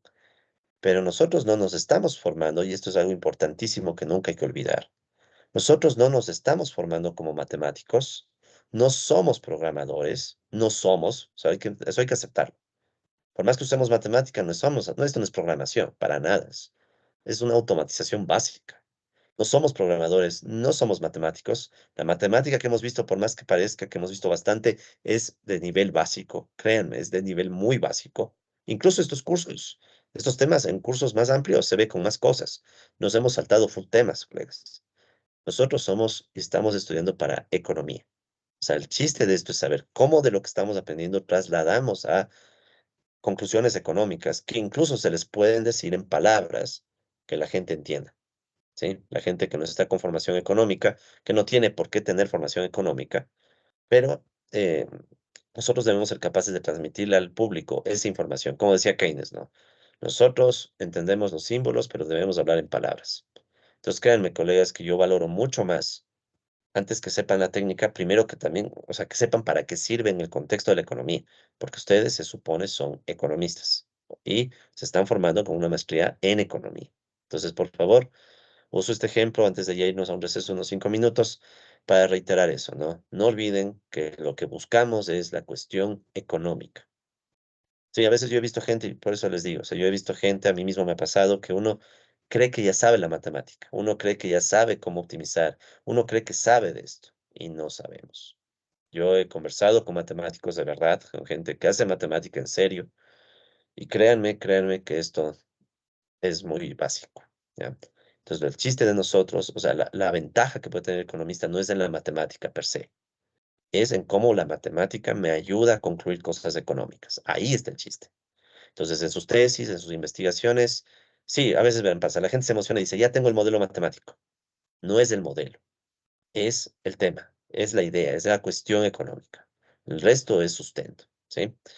Ahora, claro, si ustedes son matemáticos de formación, ya, pues ahí sí, obviamente saben más matemática que el economista promedio, pero no les vaya a pasar que vueltas saben mucha matemática, pero no saben economía, porque pueden terminar haciendo grandes modelos que no dicen nada. Existen full modelos súper buenos, elaborados, optimizaciones que no dicen nada, que económicamente son irrelevantes. De hecho, hay una economista inglesa que se llamaba ya fallecida, Joan Robinson, tal vez sí la hemos mencionado antes en este curso, creo que sí. Ella decía más o menos algo así, ¿no? La economía actual habla en términos elegantes de problemas que no son relevantes o no son importantes, según ella, ¿no? Entonces dice, en otras palabras, más o menos, ¿no? Usamos los economistas técnicas muy elegantes, muy, o bueno, entre economistas, ¿no? Muy disque elegantes, disque sofisticadas, pero a veces para discutir problemas que no son importantes. Entonces no les vaya a pasar eso, colegas. No dejen que la técnica les domine a la economía. Es al revés. Hagan que la economía domine a la técnica y ahí van a tener una ventaja. Porque si no, llega un matemático que sabe más de esto y ya tienes desventaja. Pero bueno, con esa pequeña filosofada, entonces permítanme cerrar este video.